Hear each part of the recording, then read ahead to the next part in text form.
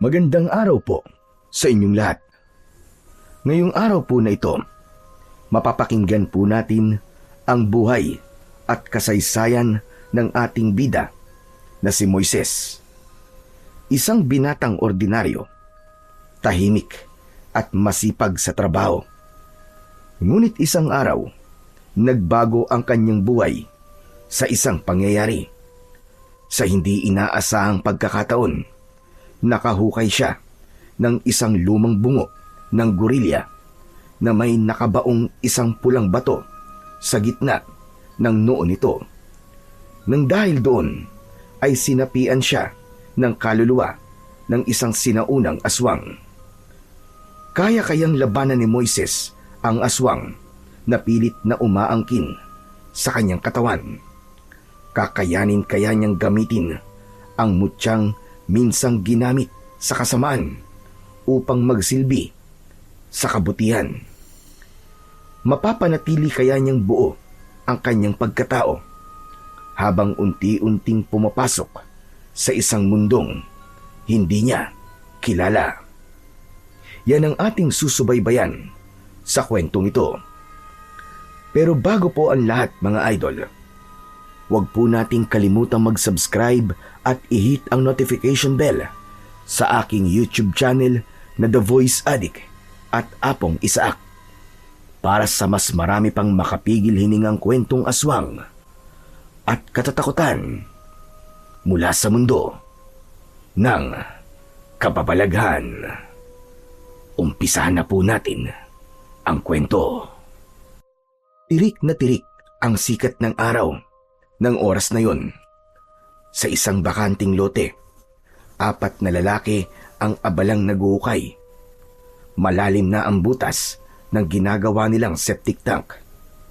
Ito ay para sa isang bahay na ipapatayo pa lamang. 2 dito ay sina Moises at Arong. Sila ang nasa loob ng butas. Puno ng putik ang katawan ni Moises. Nanikit na sa kanyang damit ang dumi. Samantalang si Arong naman ay walang suot na t-shirt, pantalon lang at may tuwalya sa balikat. May edad na 28 anyos ang parehas na binata. Anak ng tokwa naman talaga, oo. Napakainit naman ang araw na to. Para akong sinisilaban ng buhay, ah. Ang hirap talagang kitain ng pera. Mamamatay ako sa init nito eh. Pambihira ka naman, Arong, oo. Panay ka naman reklamo. Alam mo, tapusin na lang natin to. Bago magtanghaling tapat, saka tayo magpahinga at makasilong ng konti. Aba pare, immune ka ba sa araw? Hindi ka ba naiinitan? Tignan mo nga itong balat ko. Para ng piniritong balat ng kalabaw. Ay nako. Sana man lang kumulimlim ng konti o kaya naman may umihip na simoy ng hangin dito sa atin. Aba, kung gusto mo ng simoy ng hangin, dapat hindi paghuhukay ang kinuha mong trabaho. Dapat sa'yo, tindero ng abaniko sa palengke. Pambihira ka. Loko-loko. Sige na nga, ituloy na lang natin. Konting tiis na lang, matatapos na rin to. Ipinagpatuloy na nila ang kanilang paghukay. Maya-maya pa, sa pagbagsak ng bareta, may tinamaan siyang isang matigas na bagay. Normal lang naman ito dahil may malalaking bato talaga silang nakukuha. Ngunit nang ipagpatuloy ni Moises ang pagtapyas sa gilid ng lupa, ay nahulog ang isang matigas na bagay. Pinulot ito ni Moises pero agad ding binitiwan nang mapagtanto kung ano yun. Napaatras siya ng bagya at nanlaki ang kanyang mga mata. Oh, Chong, bakit? Ano nangyari sa'yo? Pare, tignan mo. Bungo ata to ng tao ah. Ano ka mo? Kagad na nilapitan at pinulot ni Arong ang bagay na tinutukoy ng kanyang kaibigan. Tumawa agad ito nang makitang bungo nga yun ng tao. Pambihira. Takot ka sa ganito? Bungo lang naman to eh. Anong nakakatakot dito? Hindi naman sa takot ako. Kaya lang kasi, ano ba tong hinuhukay natin? Bakit may bungo? Baka naman, dating libingan to ha? Ano ka ba? Hindi. Matagal nang bakante ang lupa na to. Dating bukirin, kaya hindi to sementeryo kung yun ang iniisip mo. Eh bakit may bungo? Malay ko. O ito, tignan mo na maigi. Parang hindi naman bungo ng tao to eh. Inilapit ni Arong ang bungo sa muka ni Moises. Ano ka ba? Huwag mong ilapit sa akin yan. Ang mabuti pa eh, ilagay mo na lang yan sa timba para iahon ng mga kasama natin sa itaas. Nakakakilabot yan dito. Nasa hukay tayo tapos may bungo. Nako, hindi pa kasi aminin eh. Takot ka lang talaga kamo. Iyaan mo na yan dito sa baba para may kasama tayo. Maganda nga kung kumpleto sana yan eh, para makatulong sana. Sira ulo. Teka, paano mo nasabing hindi yan bungo ng tao? Eh kasi, malaki. Hindi naman ganito yung bungo ng tao eh. Saka iba ang hugis oh. Tignan mo kasi. Mas malapad ang noo nito. Tapos parang nakausli ang panga. Ibang-iba to sa bungo ng tao. Tinignan ito ni Moises kahit nalabag yun sa loob niya. Napansin nga niya na mas malaki ito. Maumbok din ang bunbunan at mas malalim ang butas ng mata. Kung hindi to bungo ng tao, eh ano to? Parang sa unggoy eh. Hindi, mas malaki. Parang bungo ng gorilya. Ano ka mo, gorilya? Oo, yung malaking unggoy. Alam kong malaking unggoy yun. Para namang sirato. Ang ibig kong sabihin, bakit naman magkakaroon ng hayop na ganyan dito? Eh wala namang gorilya dito sa Pilipinas, di ba?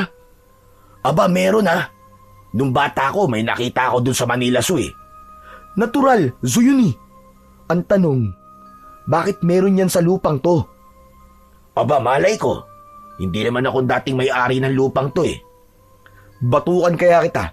Pinipiloso po mo ba ako? Grabe, piko naman kaagad to. Pinapagaan ko lang naman ang sitwasyon kasi kanina ka pa dyan tensyonado eh. Sigurado ako, Chong, na bungungan ng gorilya to.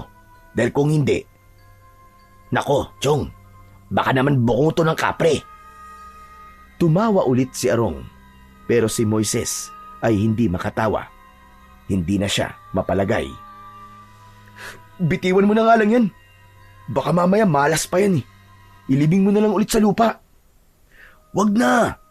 Bihira nga lang makahanap ng ganito, no? Mabuti pa, ay itabi natin. Tapos iuwi mo. Ipakita mo sa lolo mo. Malay mo, magamit niya yan. Ano? Iuwi ko? Baliw ka ba? Magagalit yun. Lalo na't hindi pa naman tayo sigurado kung buto nga ng tao yan o talagang galing sa gorilya. Kung gusto mo, ikaw na lang ang mag-uwi. Sa'yo na yan. Ito naman oo. Naturing ang apo ng albularyo eh. Napakaduwag. Napatingin sila sa itaas nang magsalita ang dalawa nilang kasama. Panay daw sila daldalan. Kaya naman, ipinagpatuloy na nila ang paghukay. Pero paminsan-minsan pa rin silang nag-uusap. Ibinaba ni Arong ang bungo. Alam mo Brad, iuwi mo na yan. Malakas ang kutob kong pwedeng magamit ng lolo mo yan sa paggagamot. May napanood ako nun eh, pero hindi ko na maalala. Bahala na si lolo mo kung ano ang gagawin niya dyan. Tumahimik na lang si Moises sa sinabi sa kanya ng kanyang kaibigan. Hindi pa rin siya kampante. Hindi niya masabi kung bakit, pero may kakaiba siyang nararamdaman sa bungo na yon. Makalipas ang ilang oras, natapos din nila ang kanilang paghukay. Pawisan, uhaw at pagod na pagod silang apat. Habang nag-aayos ng gamit, nilingon ni Arong si Moises na abala sa pag-aayos ng mga gamit sa bag. Tingnan natin kung gaano ka katatag, Moises.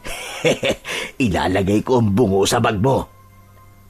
Sakto namang maisip niya ang bagay na yon, ay umalis sandali si Moises para umihi. Lumayo ito sa kanila at pumunta sa isang gilid. Yun ang pagkakataong hinihintay ng mapagbirong si Arong. Agad niyang inilagay ang bungo sa loob ng bag ni Moises. Pagkatapos ay nagkunwaring wala lang at bumalik sa kinauupuan. Oh, okay na, ayos na ako. Tara, uwi na tayo.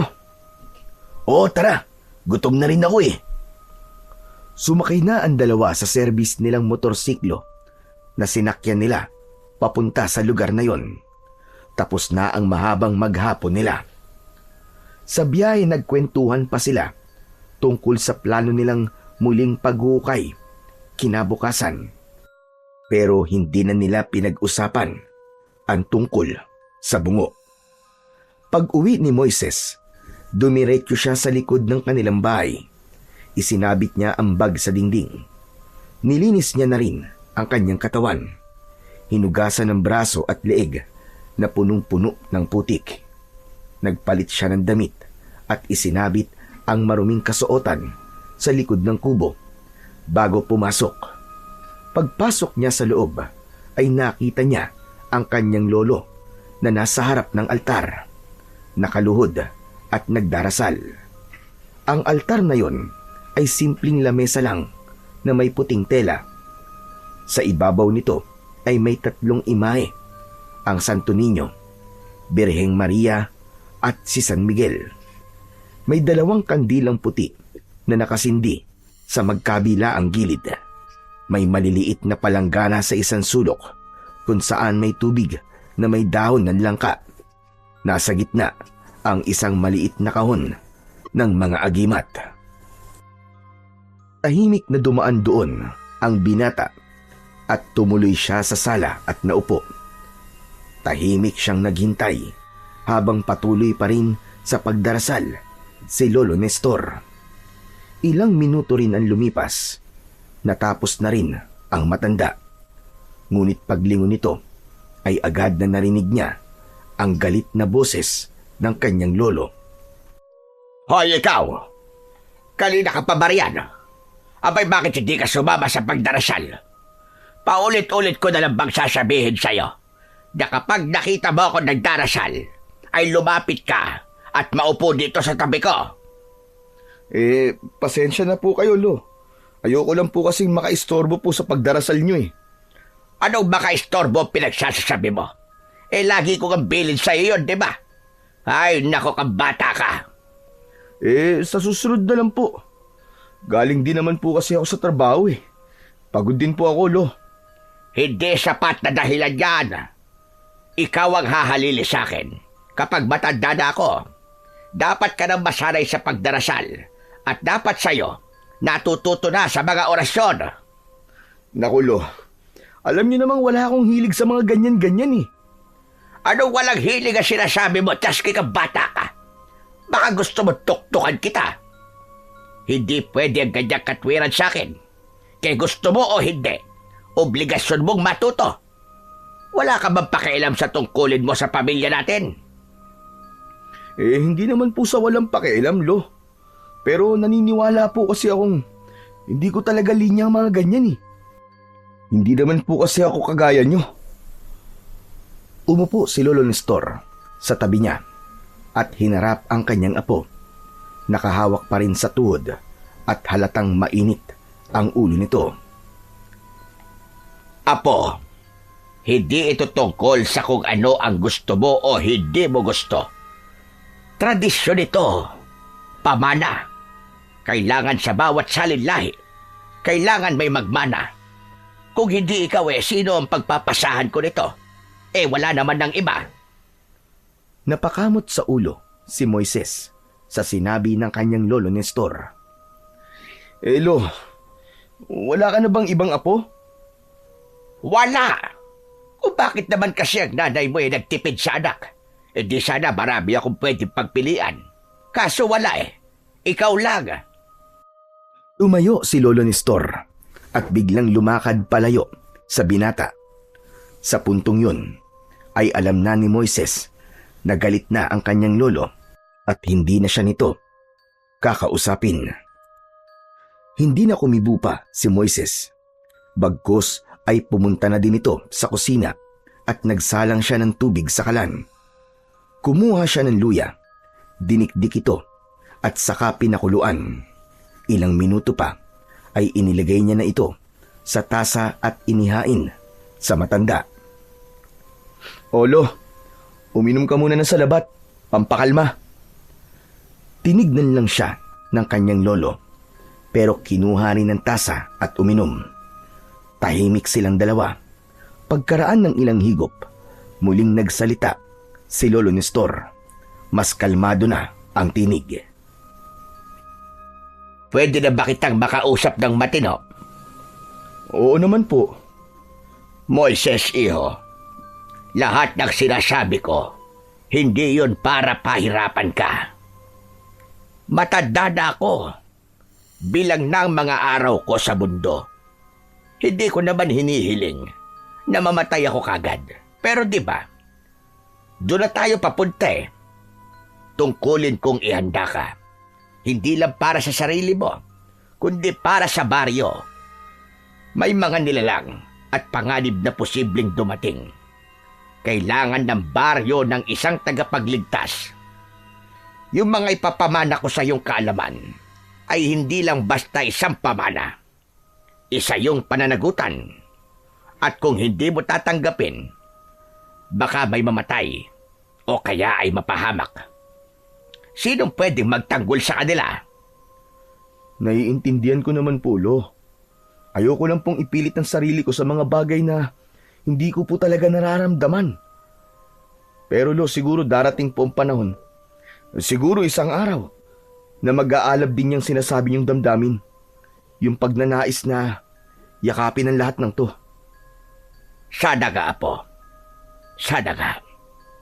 Sana nga dumating pa ang araw na yon bago ko magpahinga o mawala sa mundong ito. "Huwag po kayong mag-alala, Lo. Sisikapin ko po. Basta, huwag niyo lang po ako madaliin." Ikaw ang bahala.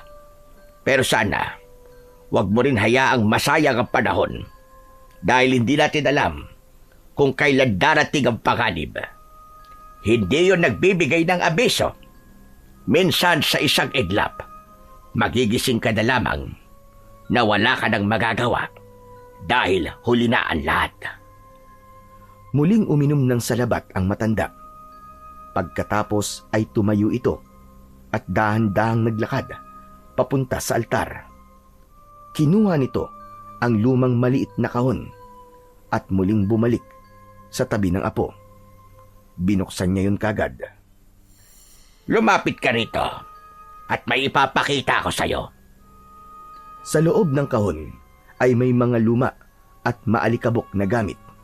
May mga anting-anting, lumang larawan at isang supot na yari sa balat ng ahas.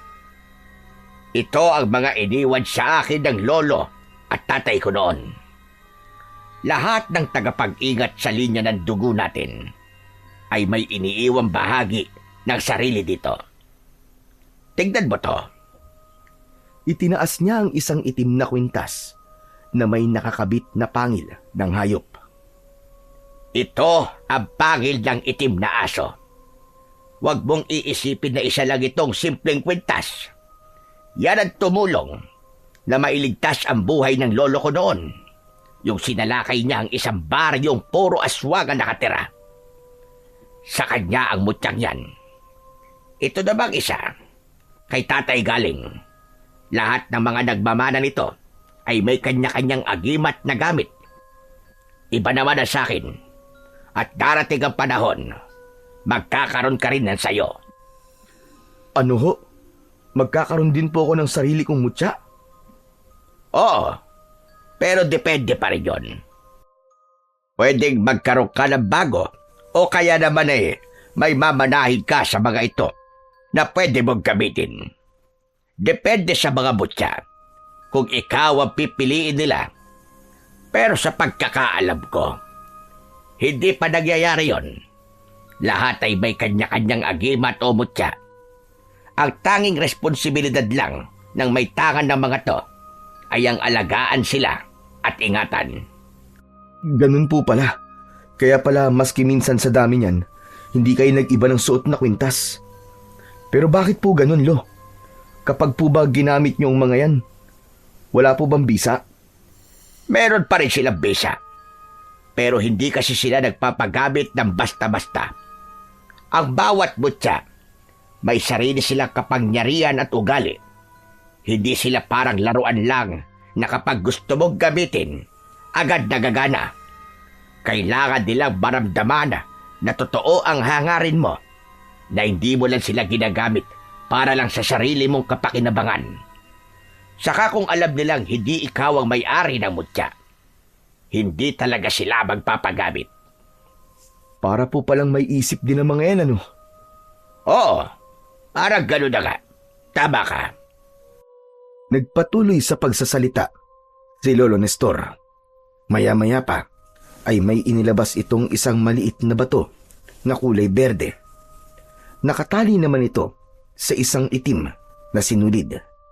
Aniya, ito raw ang mutya na galing naman sa isang diwata sa sapa at kaya nitong linisin ang dugo ng isang taong nalason o nawaan ng laway ng isang aswang. Ngunit hindi ito gumagana kung hindi tanggap ng diwata ang taong may hawak nito. Kaya minsan, kahit na anong dasal ng may hawak, hindi ito tumatalab. Habang nagkikwento ang matanda, tahimik lang si Moises. Unti-unti na niyang nauunawaan ang lahat ng mga sinasabi ng kanyang lolo. Pero sa kabila ng lahat ng pagpapaintindi sa kanya, alam niyang hindi pa rin siya ang karapat-dapat. Sumapit na ang gabi. Matapos ang kanilang simpleng hapunan, pumasok na sa kani-kanilang silid ang dalawa. Maagang nakatulog ang binata dahil na rin sa matinding pagod ng kanyang katawan. Ngunit pagsapit ng 12:00 ng madaling araw, biglang naalimpungatan ang binatang si Moises. May narinig siyang isang kakaibang tunog. Hindi ito normal, isang mahina pero malalim na ungol o bulong. Pinakinggan niya itong mabuti at nalaman niyang galing ito sa likod ng kanilang kubo. Agad siyang nagtalokbong ng kumot. Pilit niyang pinipikit ang kanyang mga mata, pero nanatiling gising ang kanyang diwa. Nagpatuloy ang ungol, para bang may umaakyat o bumabangong bangkay sa lupa. Mas lalo siyang kinabahan nang tumagal ito at mas dumakas sa paglipas ng ilang sandali. Anak ng... Ano ba yun? Gabing-gabi na eh. Ayaw magpatulog.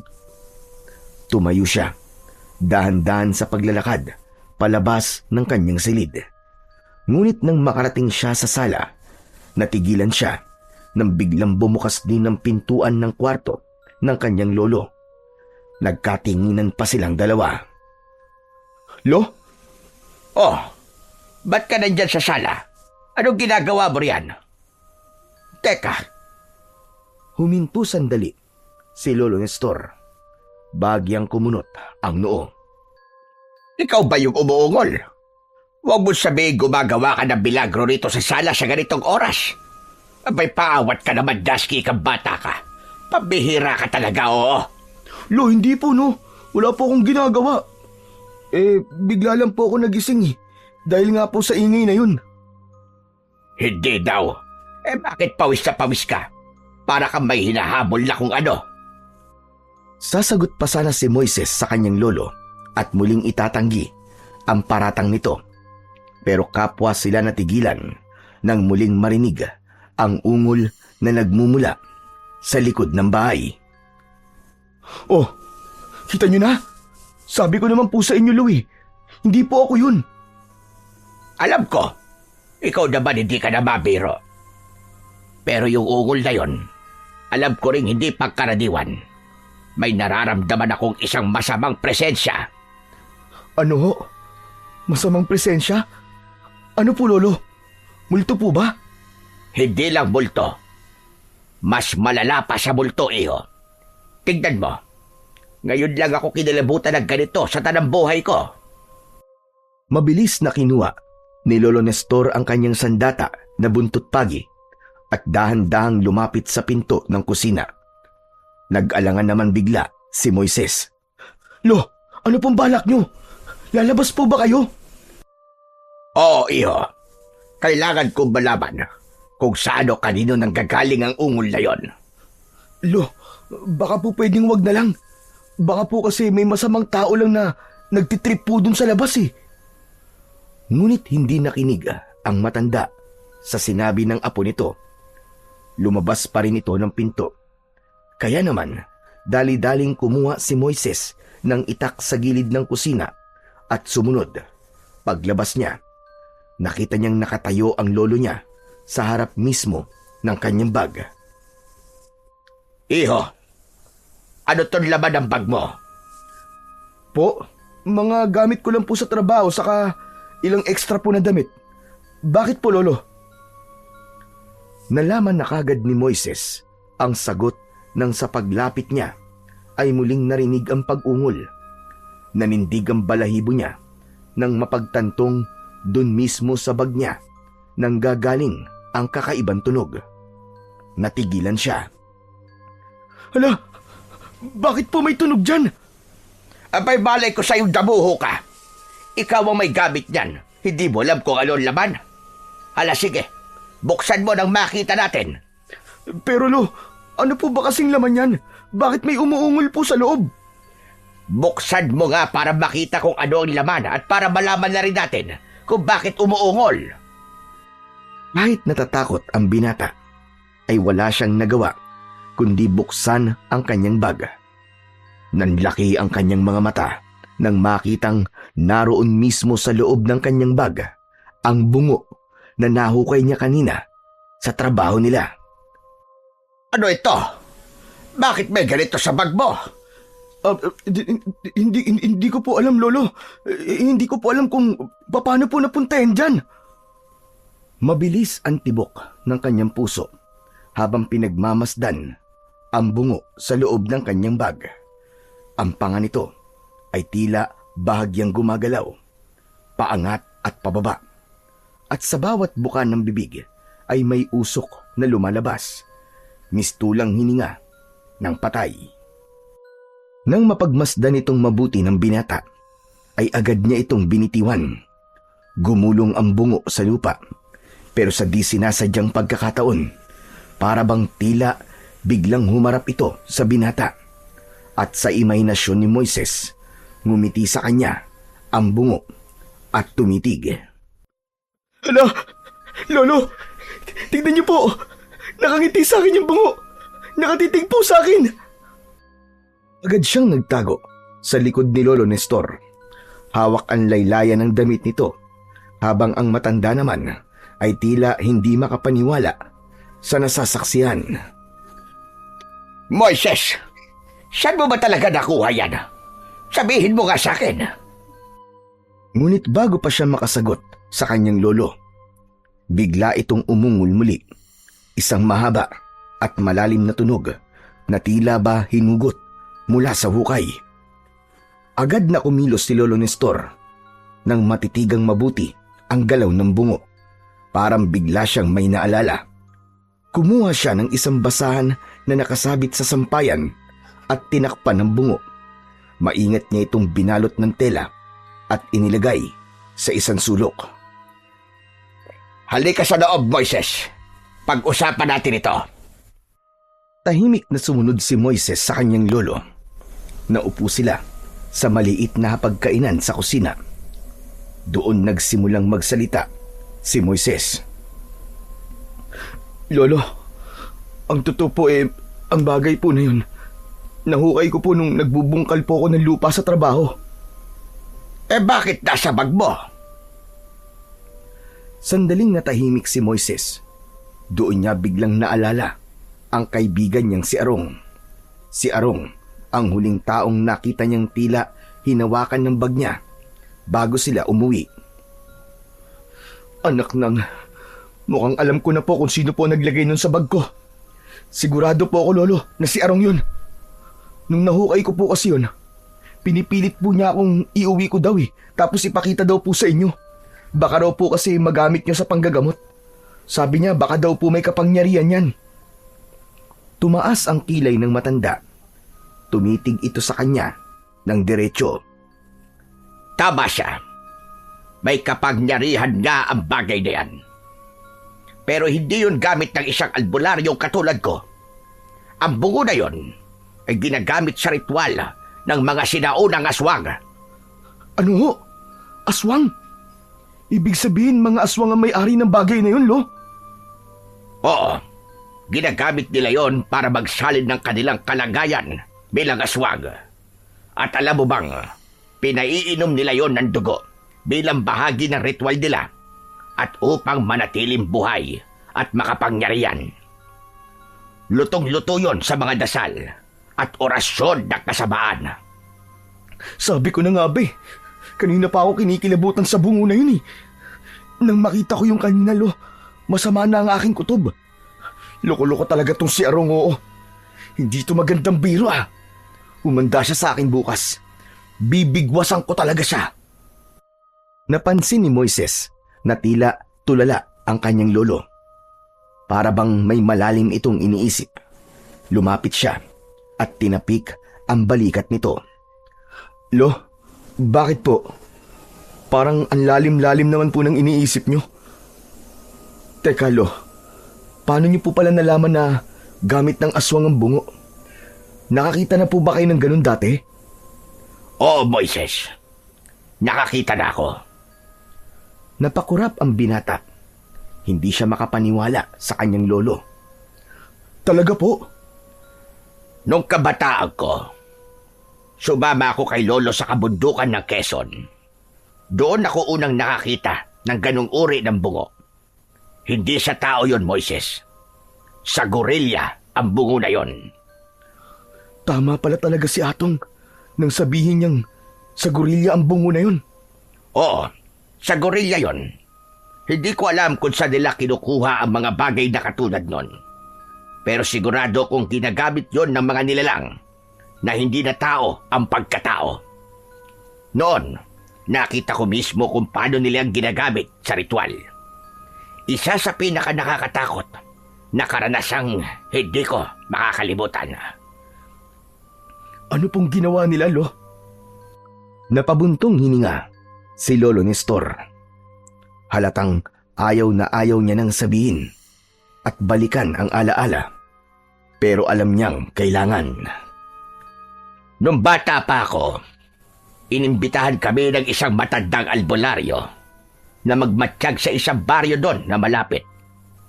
Nagtago kami at pasikretong nagmamasid. Akala ko noon ay may piyesta sa baryong yon. Pero yung ganong bungong nakita ko, nasa gitna ng karamihan ng mga tao. Nakalapag yon sa gitna ng bilog na may guhit sa lupa at may kandilang itim sa paligid. Nakakatakot naman po yun, Lo. Mas nakakatakot pa ang sumunod na nangyari, Moises. Dahil may dinala silang tao, pinatay nila at pinatulo ang dugo sa mismong bungo. Saka sila sabay-sabay na nagdasal sa wikang hindi ko noon maintindihan. Matapos ang ilang minuto, umusok ang bibig ng bungo, katulad ng nakita mo kanina. Talaga po?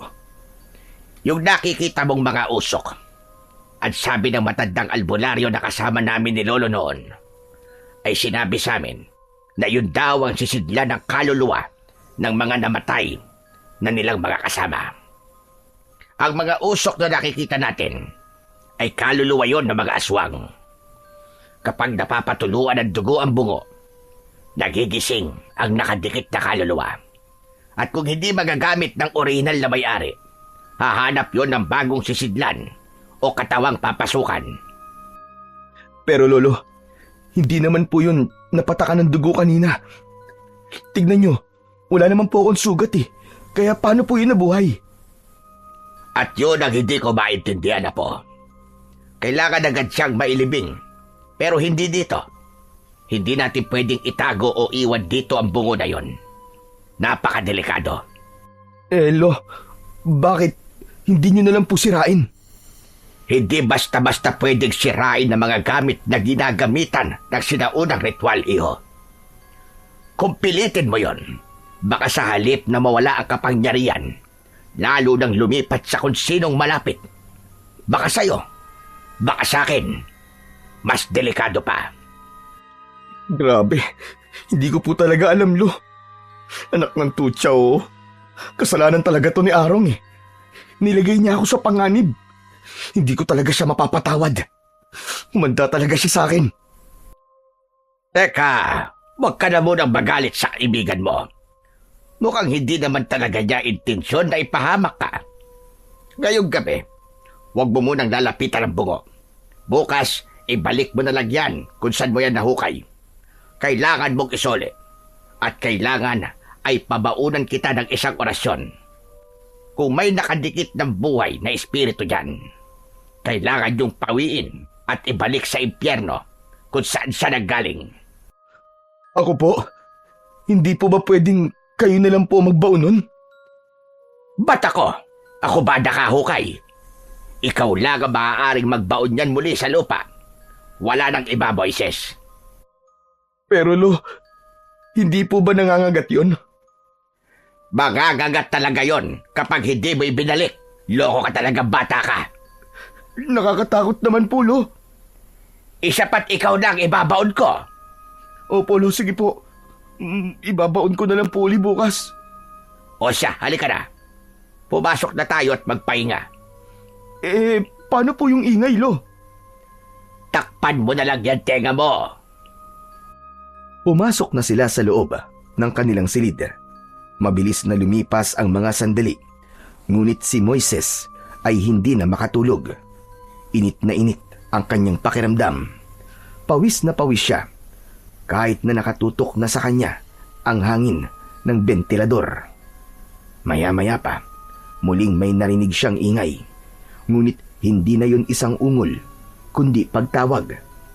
May tumatawag sa kanyang pangalan. Nanlamig bigla ang kanyang batok.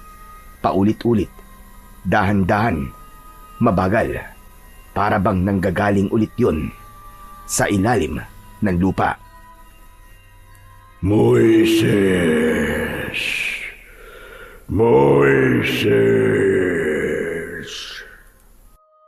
Napatingin siya sa paligid.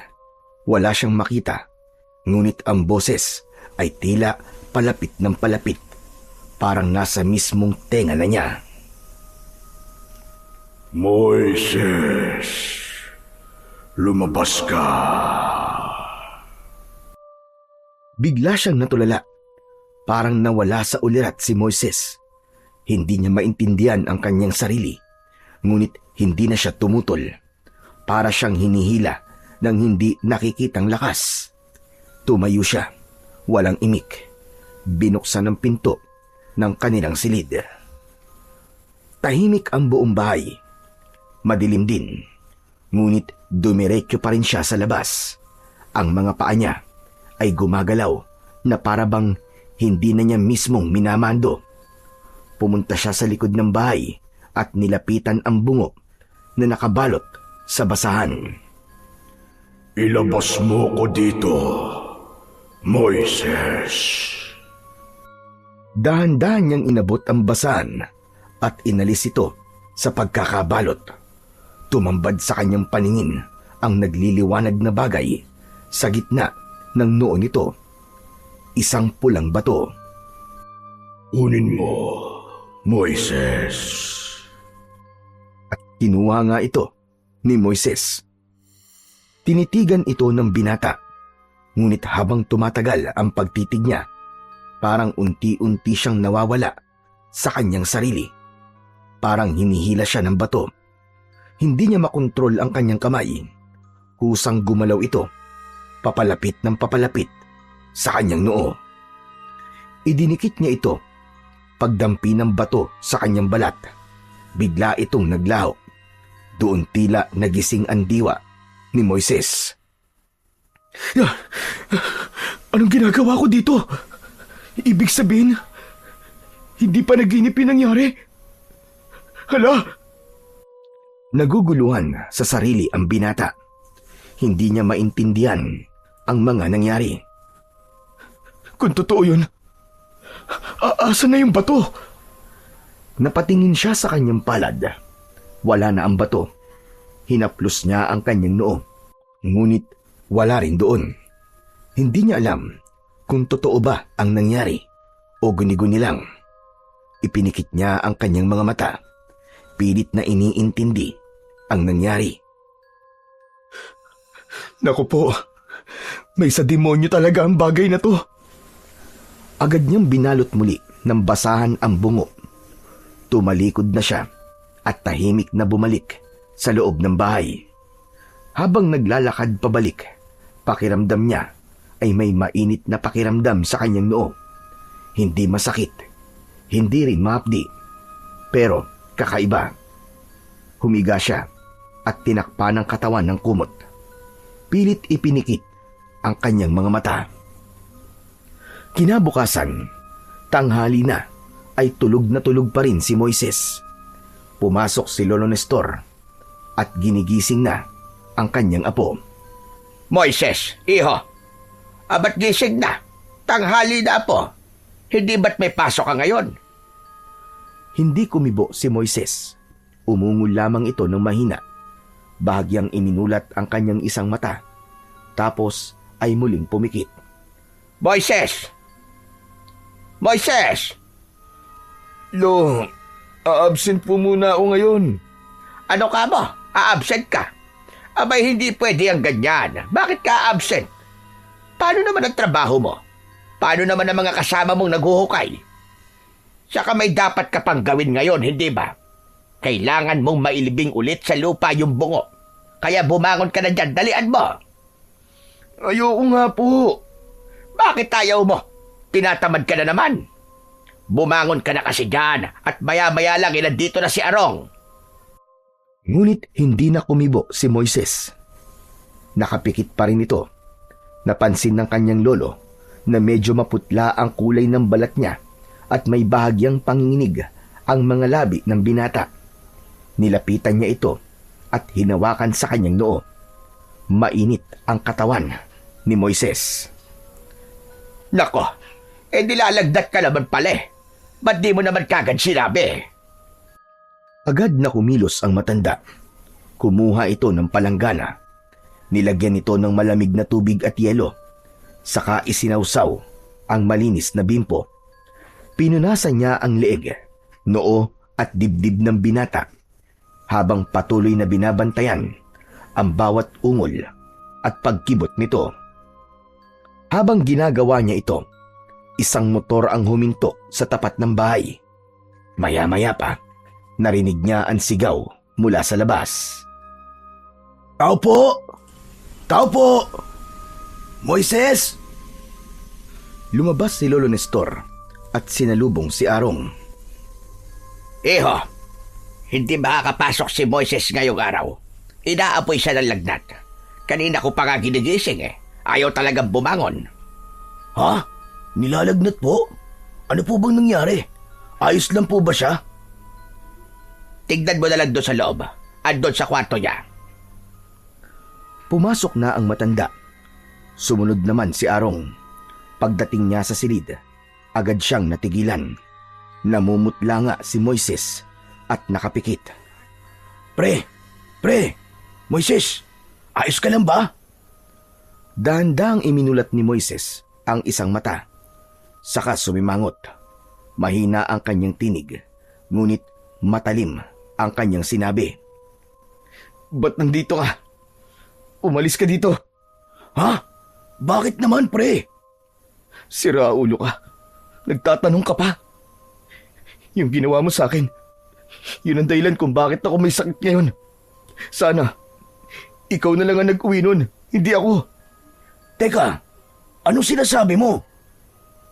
Biglang naalala ni Arong ang bungo. Kapag namatay ako, isasama kita, hayop ka. Hindi kita patatahimikin, tandaan mo yan. Parang binuhusan ng malamig na tubig si Arong sa kanyang narinig. Napaatras siya sa kaba, lalo na at matatalim ang mga mata nitong nakatingin sa kanya. Yun ba? Pre, hindi ko naman sinasadya eh. Hindi ko naman alam na ganito ang kahantungan nun eh. Biro lang talaga yun, pre. May sumpa ang bungo na yun, sabi ni Lolo. Kaya kasalanan mo to. Sige na, umalis ka na. Wag naman ganun, pre. Seryoso naman ako doon sa sinabi ko na hindi ko sinasadya eh. Totoo sinabi niya. Hindi mo dapat yon inilagay sa bag niya. Ang dapat nyo sanang ginawa ay muli nyo itong inilibing sa kung saan yung lupa ito nakita. May sumpa ang bagay na yon. Hindi yon isang laruan. Maya-maya pa, nakatitig si Arong sa muka ng kaibigan. Unti-unti siyang kinabahan. Napansin niyang tila may mga kakaibang marka sa paligid ng pisngi ni Moises. Maiitim, parang mga ugat na gumagapang sa ilalim ng balat. Mas lalo pang kinilabutan si Arong nang mapansin niyang ang puti ng mata ni Moises ay nagsimulang mamula. Lo, anong nangyayari kay Moises? Tignan niyo ho. Nabahala ang matanda sa kanyang nakita. Doon na siya kinutuban ng masama. Agad siyang lumabas ng kwarto at nagtungo sa likod ng bahay kung saan huling inilagay nila ang bungo. Mabilis ang kanyang hakbang.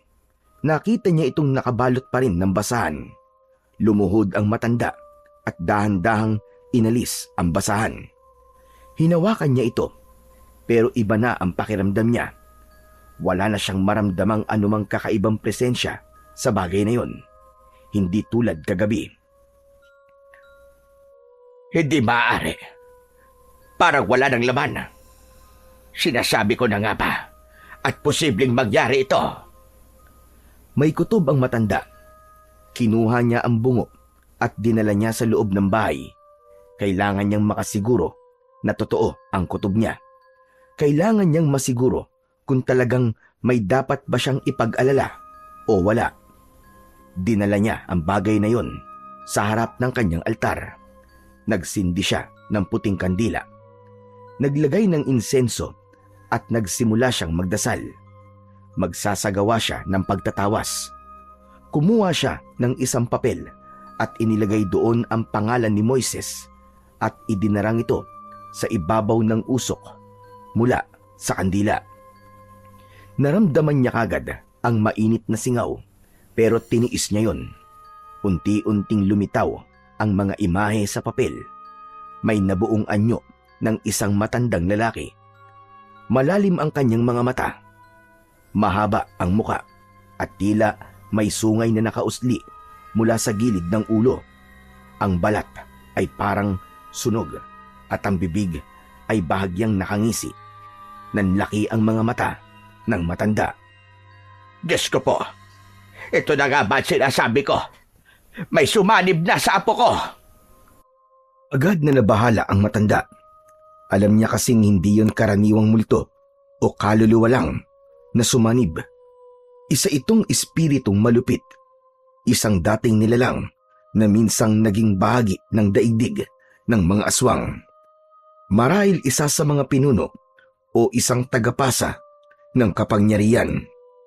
At ngayon nakita niya mismo ang kaluluwa ng dating tagapangalaga sa bungo ng gorilya ay nasa katawan na ni Moises. Tumayo si Lolo Nestor.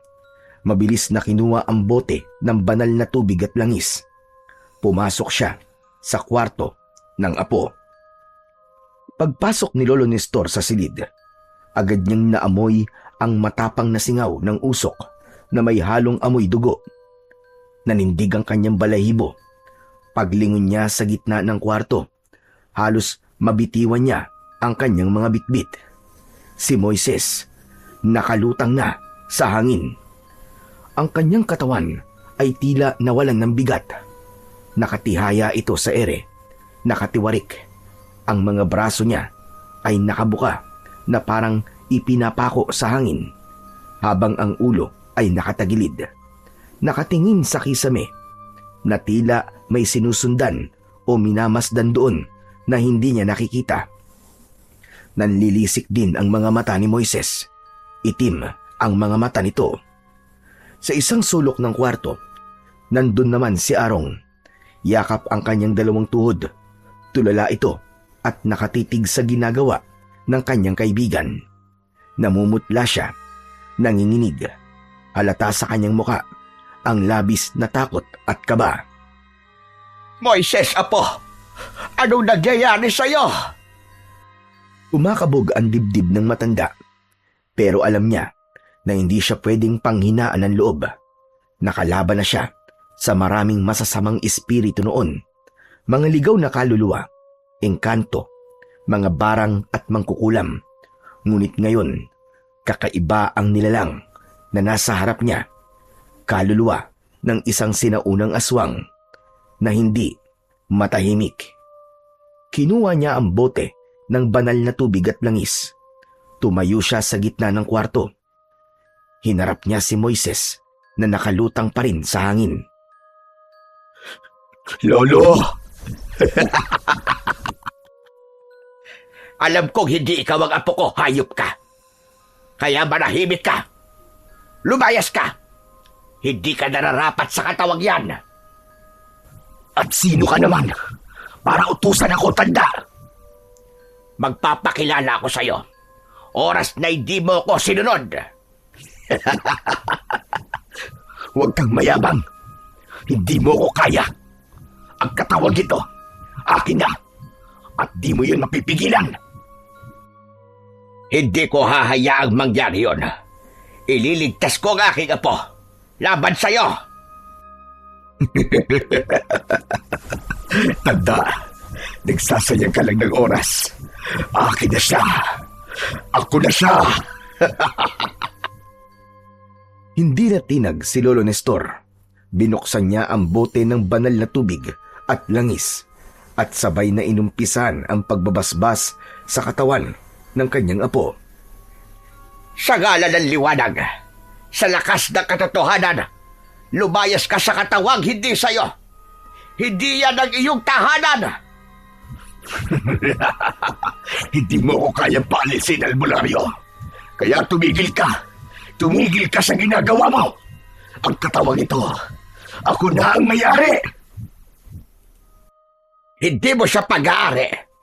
Walang nagmamayari sa kanya, kundi ang Panginoon lamang. Ang katawan ng isang tao ay hindi mo pwedeng agawin na gano'n na lamang. Nagtaas ng kamay si Lolo Nestor. Nilagyan ng langis ang kanyang palad at idinampiyon sa noo ng binata. Sa sandaling yun, napasigaw na si Moises, ngunit hindi ang espiritu ang nasaktan, kundi si Moises mismo ang umangal. Napahinto si Lolo Nestor. Lo, wag! Lo, ang sakit na! Wag! Biglang tumawang muli ang espiritu. Muling umangat at nagpaikot-ikot ang kanyang paningin sa loob ng silid. Sige, saktan mo yung apo. Alam mo bang, anumang gawin mo sa akin ay sa kanyang epekto. Kaya sige, subukan mo pa. Saktan mo ko. Hindi maaari. Paano nangyari yon? Ang kulit mo naman eh. Siya ay ako. At ako ay siya na. Walang hiya at demonyo ka. Hindi ako papayag. Wala akong pakialam kung di ka papayag. Kasi wala ka nang magagawa. Ang mutya ng bungo ng guriya ay nasa kanya na. Kaisa na siya sa amin. Magiging aswang na siya sa loob ng ilang araw. Gigil na gigil si Lolo Moises. Gusto niyang sunggaban ng espiritu. Gusto niyang tapusin na kagad ito gamit ang alam niyang dasal at orasyon. Ngunit totoo ang sinabi nito. Bawat galaw niya, bawat salita niya, si Moises ang maaaring masaktan. Wala na siyang magawa, kundi ang mag-ingat. Alam mo bang masaya ako? Dahil nabigyan ako ng isa pang pagkakataon para mabuhay. Nakabalik ako sa mundo para palaganapin ang lakas ng mga tulad ko At ang katawan na ito, isang perpektong sisiglan ng aking kaluluwa. Moises, apo, kung naririnig mo ko, lumaban ka. Paglabanan mo siya. Huwag mong hahayaang gamitin ka ng nilalang na yan.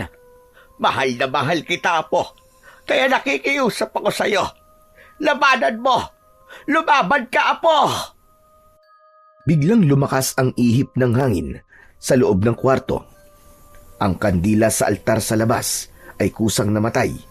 Ang salamin na nakasabit sa dingding sa silid ay nagkaroon ng mga bitak. At sa gitna ng lahat ng yun, naramdaman ng matandang albularyo na nagsimula na ang laban ng dalawang enerhiya sa katawan ni Moises. Agad na bumulong ang matanda ng isang malakas na orasyon ng pagpapalayas bilang tulong sa binata. Hindi ka mananalo! Wala kang laban. Matanda ka na. Kaya manahimik ka na. Itong apo mo, magiging aswang siya. At kapag dumating ang araw na yon, ikaw ang una niyang lalapain. Biglang bumaluktot ang katawan ng binata sa ere. Pinaglalaroan niya ito na parang isang laruan lang. Biglang bumaliktad si Moises. Ang kanyang mga daliri ay nanigas. Dahan-dahang humaba at ang kanyang mga kuko ay naging matutulis at matatalas. Tignan mo. Tignan mo ang ginagawa ko sa apo mo. Hindi ba't kakawin na niya ang isang nilalang na yung kinamumuhian? Sige, orasyonan mo na sa ngayon. Orasyonan mo na. Isa ka ng matandang mangmang. Sumirit mula sa ilong at bibig ni Moises ang maitim na likido. Tumulo yun sa saig. Sumingaw na parang asupre. Umikot muli ang katawan nito at hinarap si Lolo Nestor. Hawak pa rin ng matanda ang bote ng banal na tubig. Gustong-gusto niyang gawin ang pangontra na itinuro sa kanya ng kanyang lolo at tatay. Pero nanginginig ang kanyang mga kamay. Alam niyang anumang ipukol niya ng mga oras na yon ay baka ikapahamak ng kanyang nag-iisang apo. Minsan niya nang naranasan ang ganitong labanan noon at doon niya natutunang mas mahirap kapag ang sinasaniban ay mahal mo. Pinunasan niya ang kanyang pawis at sa kabila ng takot, tinignan niya ng diretso ang espiritu. Hindi ikaw ang magpapasya sa kapalaran ng batang yan. Hanggat may hininga ako, hindi ko hahayaang mapasama siya sa lahi niyo. Ngumisi muli si Moises. Naglakad siya ng maraan patungo sa matanda. Nakayuko ang ulo at tila nakalutang pa rin ang mga paa. Habang lumalapit, tila dumidilim ang paligid ng kwarto. Subukan mo. Subukan mo siyang iligtas. Tignan natin kung kaya mong ipaglaban ng isang kaluluwang nakatakda ng maging kagaya ko. Pagkasabi nun, bigla na lang nawalan ng malay si Moises. Napahandusay siya sa sahig. Arong, bilisan mo! Tulungan mo kong buhatin ang kaibigan mo! Iga natin siya sa katre! Dali! Oh, pero lo, teka lang po. Di ba? Huwag ka na matakot. Ngayon tulog ang kaibigan mo. Sigurado kung pansamantalang nahiwalay ang masamang espiritu sa katawan niya. Halika na. Kailangan mo bilisan.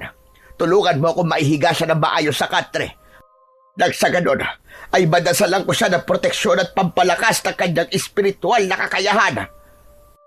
Napilitan si Arong.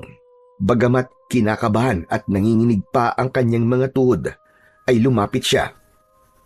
Agad na lumuhod si Lolo Nestor sa tabi ng walang malay na si Moises. Inabot niya ang likod nito at itinukod ang isang braso sa ilalim ng balikat ng apo. Arong, hawakan mo mga paa niya. Mabilis lang ito. Lumapit siya sa paanan ni Moises at dahan-dahang iniangat ang mga binti. Pagkarga niya, napangiwi siya kagad. Lolo, ang bigat niya. Para akong may kargang isang sako ng bakal. Sige lang, Ibuhos mo ang lahat ng lakas mo, iho. Kaya natin to. Bibilang ako ng 3. 1, 2, 3. Sa wakas ay naipatong nila sa katre si Moises. Bakit po ganun? Napakabigat niya. Mamaya ko nalang ipapaliwanag. Sandali lang, Arong. Agad na kinuha ni Lolo Nestor ang botelya niya ng banal na langis. Binuksan ito at dahan-dahang pinahiran ng langis ang noo ng kanyang apo habang pabulong na bumibigkas ng dasal. Ngunit nang muli niyang idampi ang palad sa noo ng kanyang apo, ay bigla siyang napabitaw at napaatras. Aray ka! Napatitig siya sa kanyang palad. Namula ito at nagkaroon ng paltos para bang napaso siya sa apoy ng kalan. Napaso ka, Lolo? Oo, hindi ko maintindihan kung bakit ganon. Ibig sabihin nito ay hindi pa talaga tuluyang nakakawala ang espiritu sa katawan ng apo ko. Ano pong gagawin natin, Lolo Nestor? Wala. Ang totoo niyan ay hindi ko talaga kaya ito. Masyadong komplikado. Masyadong makapangyarihan ang nilalang na ito. Hindi ko siya kaya. Totoo ang sinabi niya kanina. Bakit po? Bakit hindi niyo po kaya? Di po ba'y makapangyarihan din naman kayo? At lahat ng mga nagpapagamot dito na nasasaniban ay kayang-kaya niyo.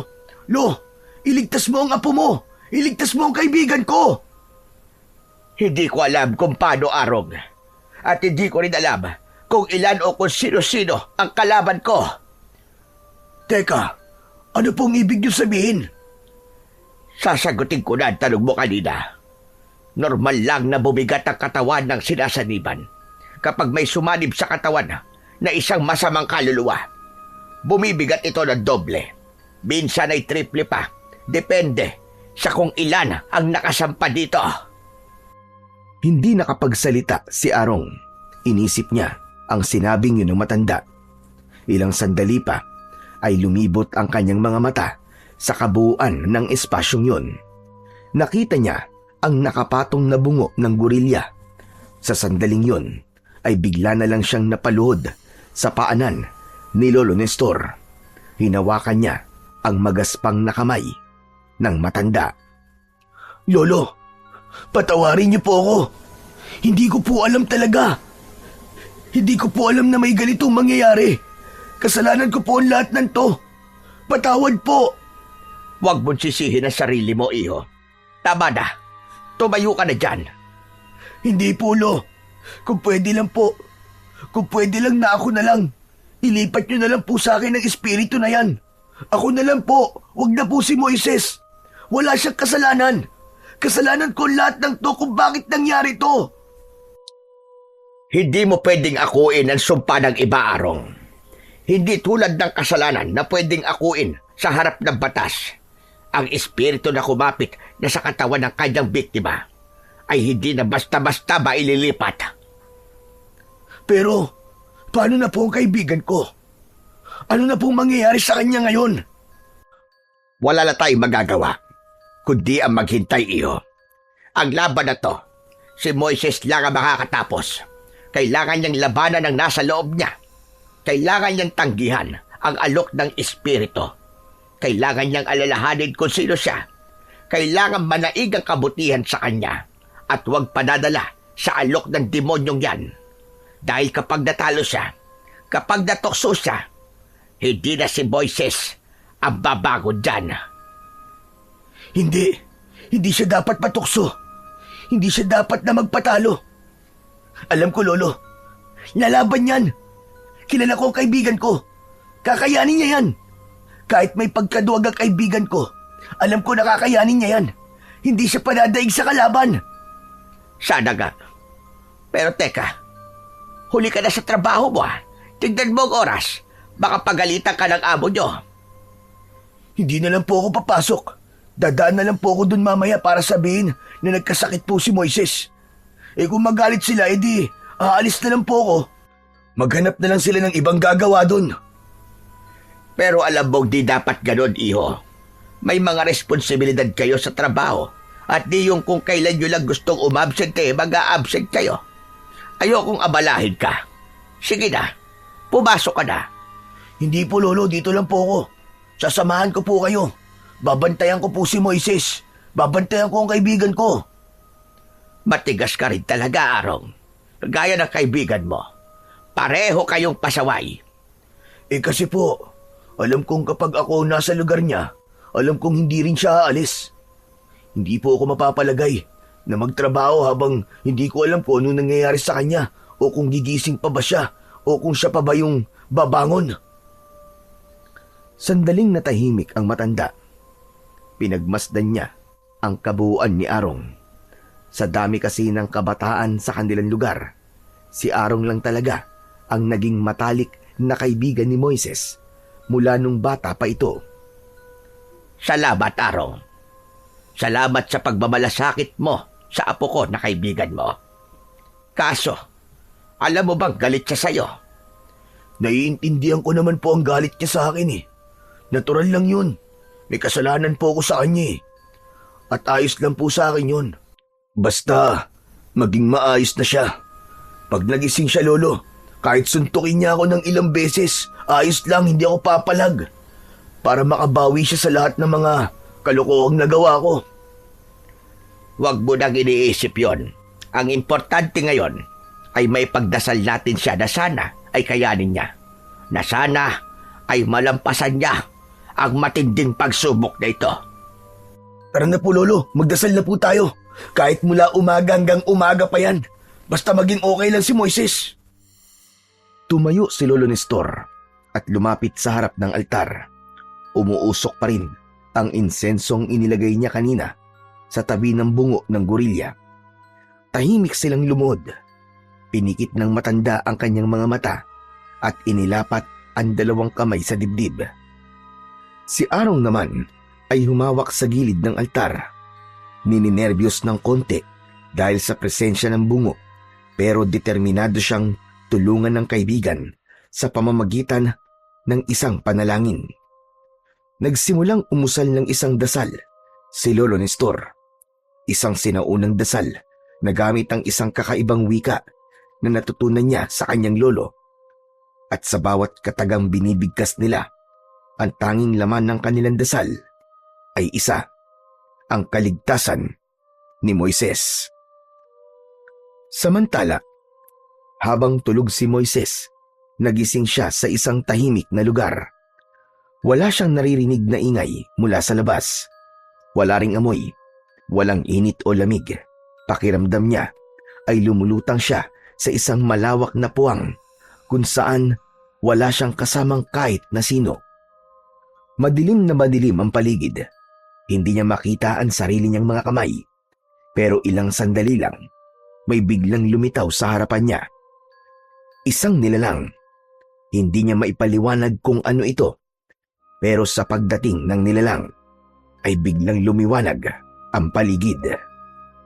Napansin niyang hindi naman pala talaga siya nakalutang, pero nakatayo siya sa itaas ng burol kung saan tanaw niya ang buong baryo nila.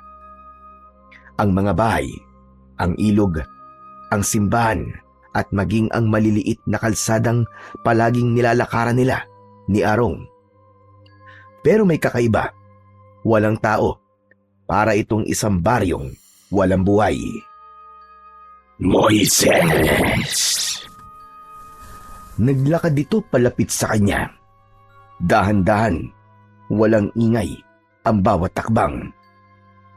Nakikita mo ba ang latag yan? Sa isang pitik lang, kaya-kaya kong ibigay sa iyo ang buong baryo na yan.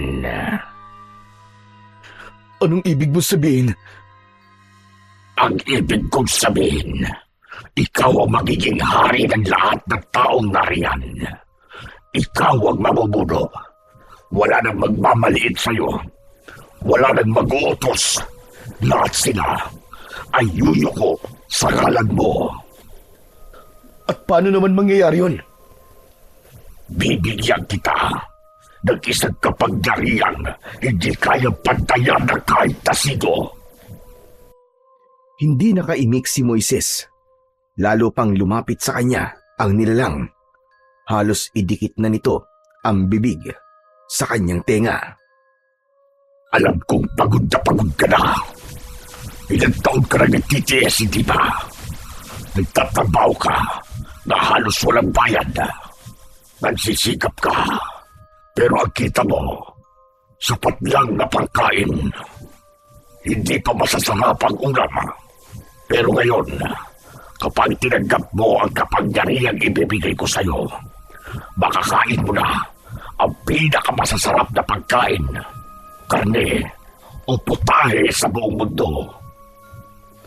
Mamili ka.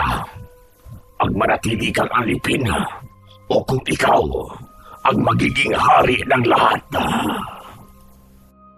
Hari?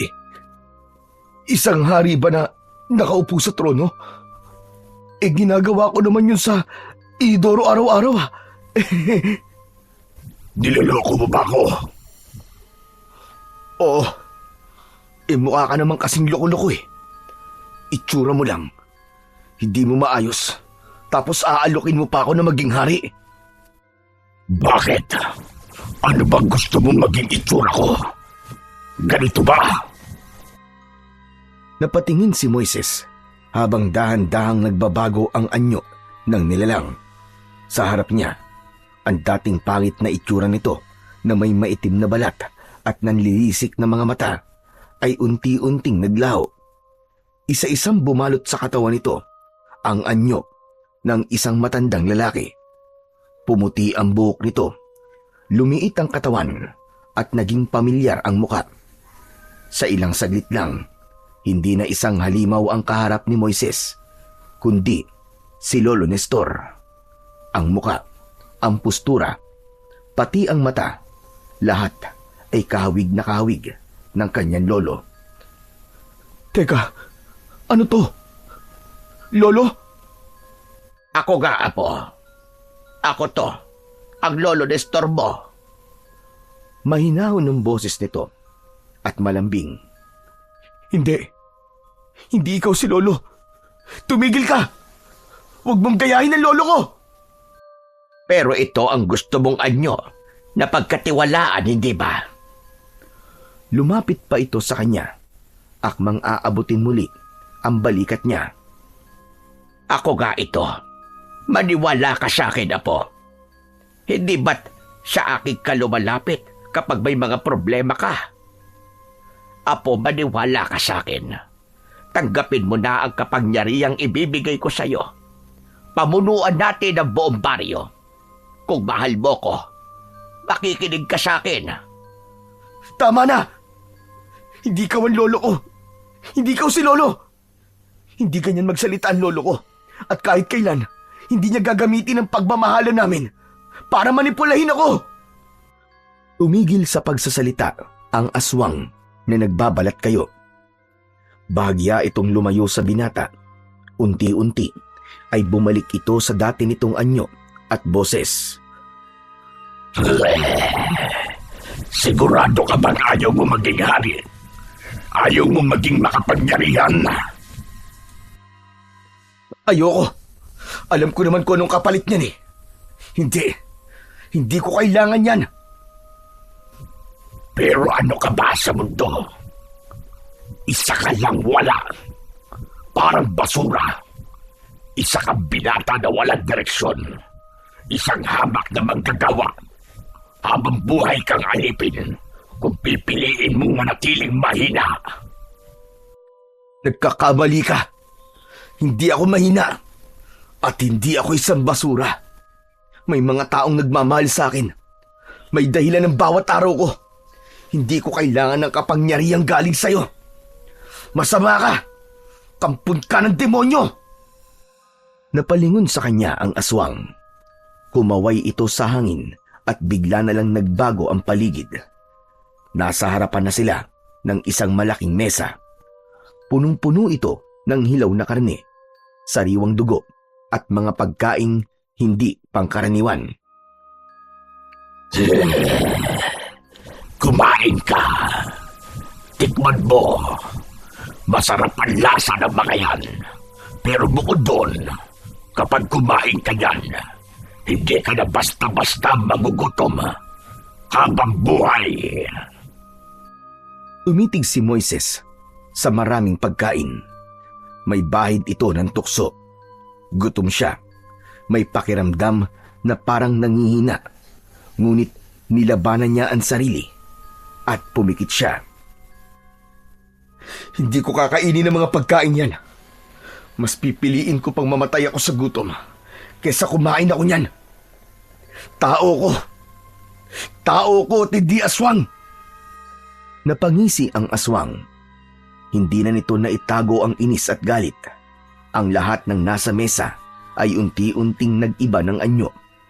Ang lahat ng karne ay naging uod at ang dugo ay naging malapot, maitim at mabahong likido. Umalingasaw ang napakabahong amoy sa paligid.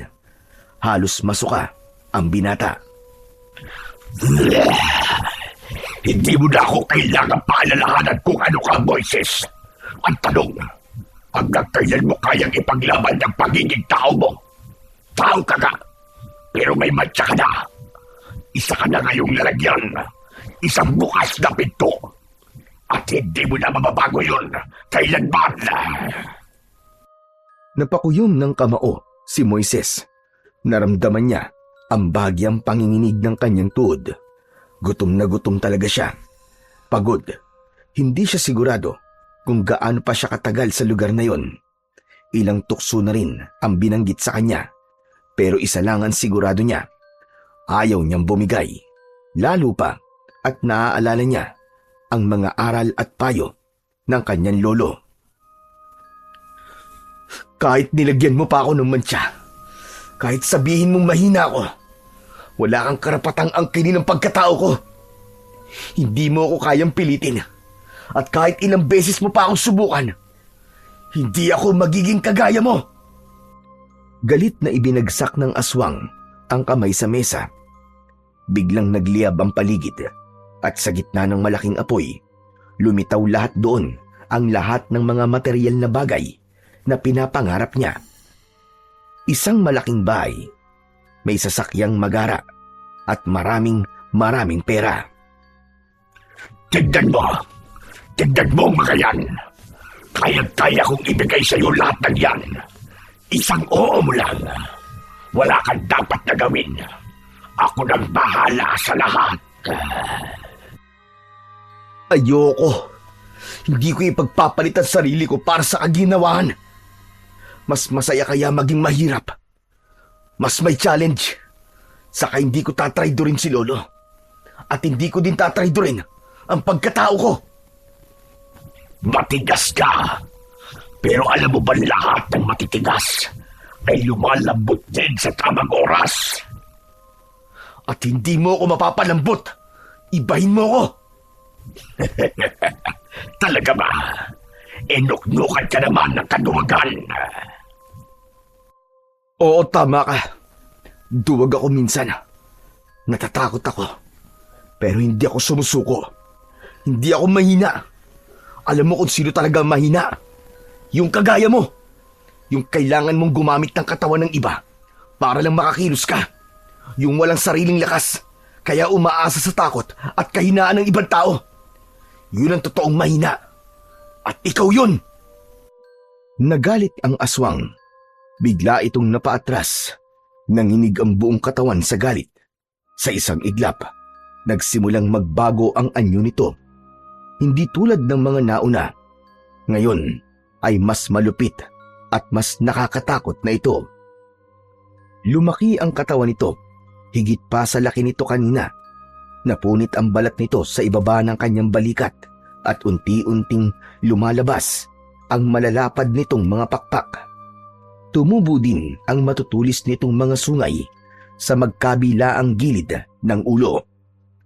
Ang mga mata nito ay mas lalong naging pula at tila nag-aapoy sa galit. Ang mga ngipin ay mas humaba pa at ang mga kuko ay naging kasing talas na parang mga punyal. Wala kang karapatang ilaigin ako. Kinatatakutan ako ng mga tao sa mga liblib na lugar. Ako kinatatakutan ng mga matatanda sa gabi ng kabilugan ng buwan. At ako ang dahilan kung bakit hindi na pinapalabas ang mga bata sa gabi. Ganun ba? Paano ba yan? Hindi naman ako natatakot sa'yo. Anong sabi mo? Ako ang Panginoon ng mga aswang. Isa kang lapastangan. Umalingaw-ngaw ang sigaw nito sa paligid. Biglang nagkaroon ng lindol. Ang lupa ay nagsimulang mabiyak at ang dilim ay bumalik. Biglang bumukas ang isang malawak na bangin sa likod ng aswang. Doon naroroon ang libu-libong kaluluwa na umiiyak at nagmamakaawa. Natakot si Moises pero nanatili siyang nakatayo. Hindi siya pinanghinaan ng loob. Gusto mo bang ihulog kita yan? Mas mainam na tapusin na kita, kundi naman kita mapapakinabangan. Sige lang! Gawin mo kung anong gusto mong gawin. Hindi ako natatakot sa'yo. Dahil kahit na anong anyo pang ipakita mo sa akin, isa lang ang totoo. Hindi mo ako makukuha. Mananatili ang pananampalataya ko sa Panginoon na siyang tunay na lumikha. Siya lang ang nagmamay-ari sa akin. Napuno ng katahimikan ang paligid. Muli, tumingin ang aswang sa kanya. Hindi na ito makangiti o makangisi. Ang kanyang anyo, punong-puno ng galit at pagkadismaya. Matigas talaga ang ulo mong bata. Pero ito tatandaan mo. Hindi kita kailangan pilitin. Darating ang tamang oras at ikaw na mismo lalapit sa akin. Darating ang araw na gugustuhin mong tapusin ang paghihirap na mararanasan mo at ako lang ang makakatulog sa iyo. Lumapit ang aswang. Inabot nito ang noo ni Moises. Ngunit sa oras na dumikit ang kanyang palad, may liwanag na biglang sumabog mula sa katawan ni Moises. Napaatras ang aswang. Napasigaw pa ito. Hindi niya kinaya ang liwanag. Hindi pa tayo tapos, Moises. Babalik ako. Hindi kita patatahimikin. Pagbabayaran mo ang lahat ng pang-iinsulto mo sa akin.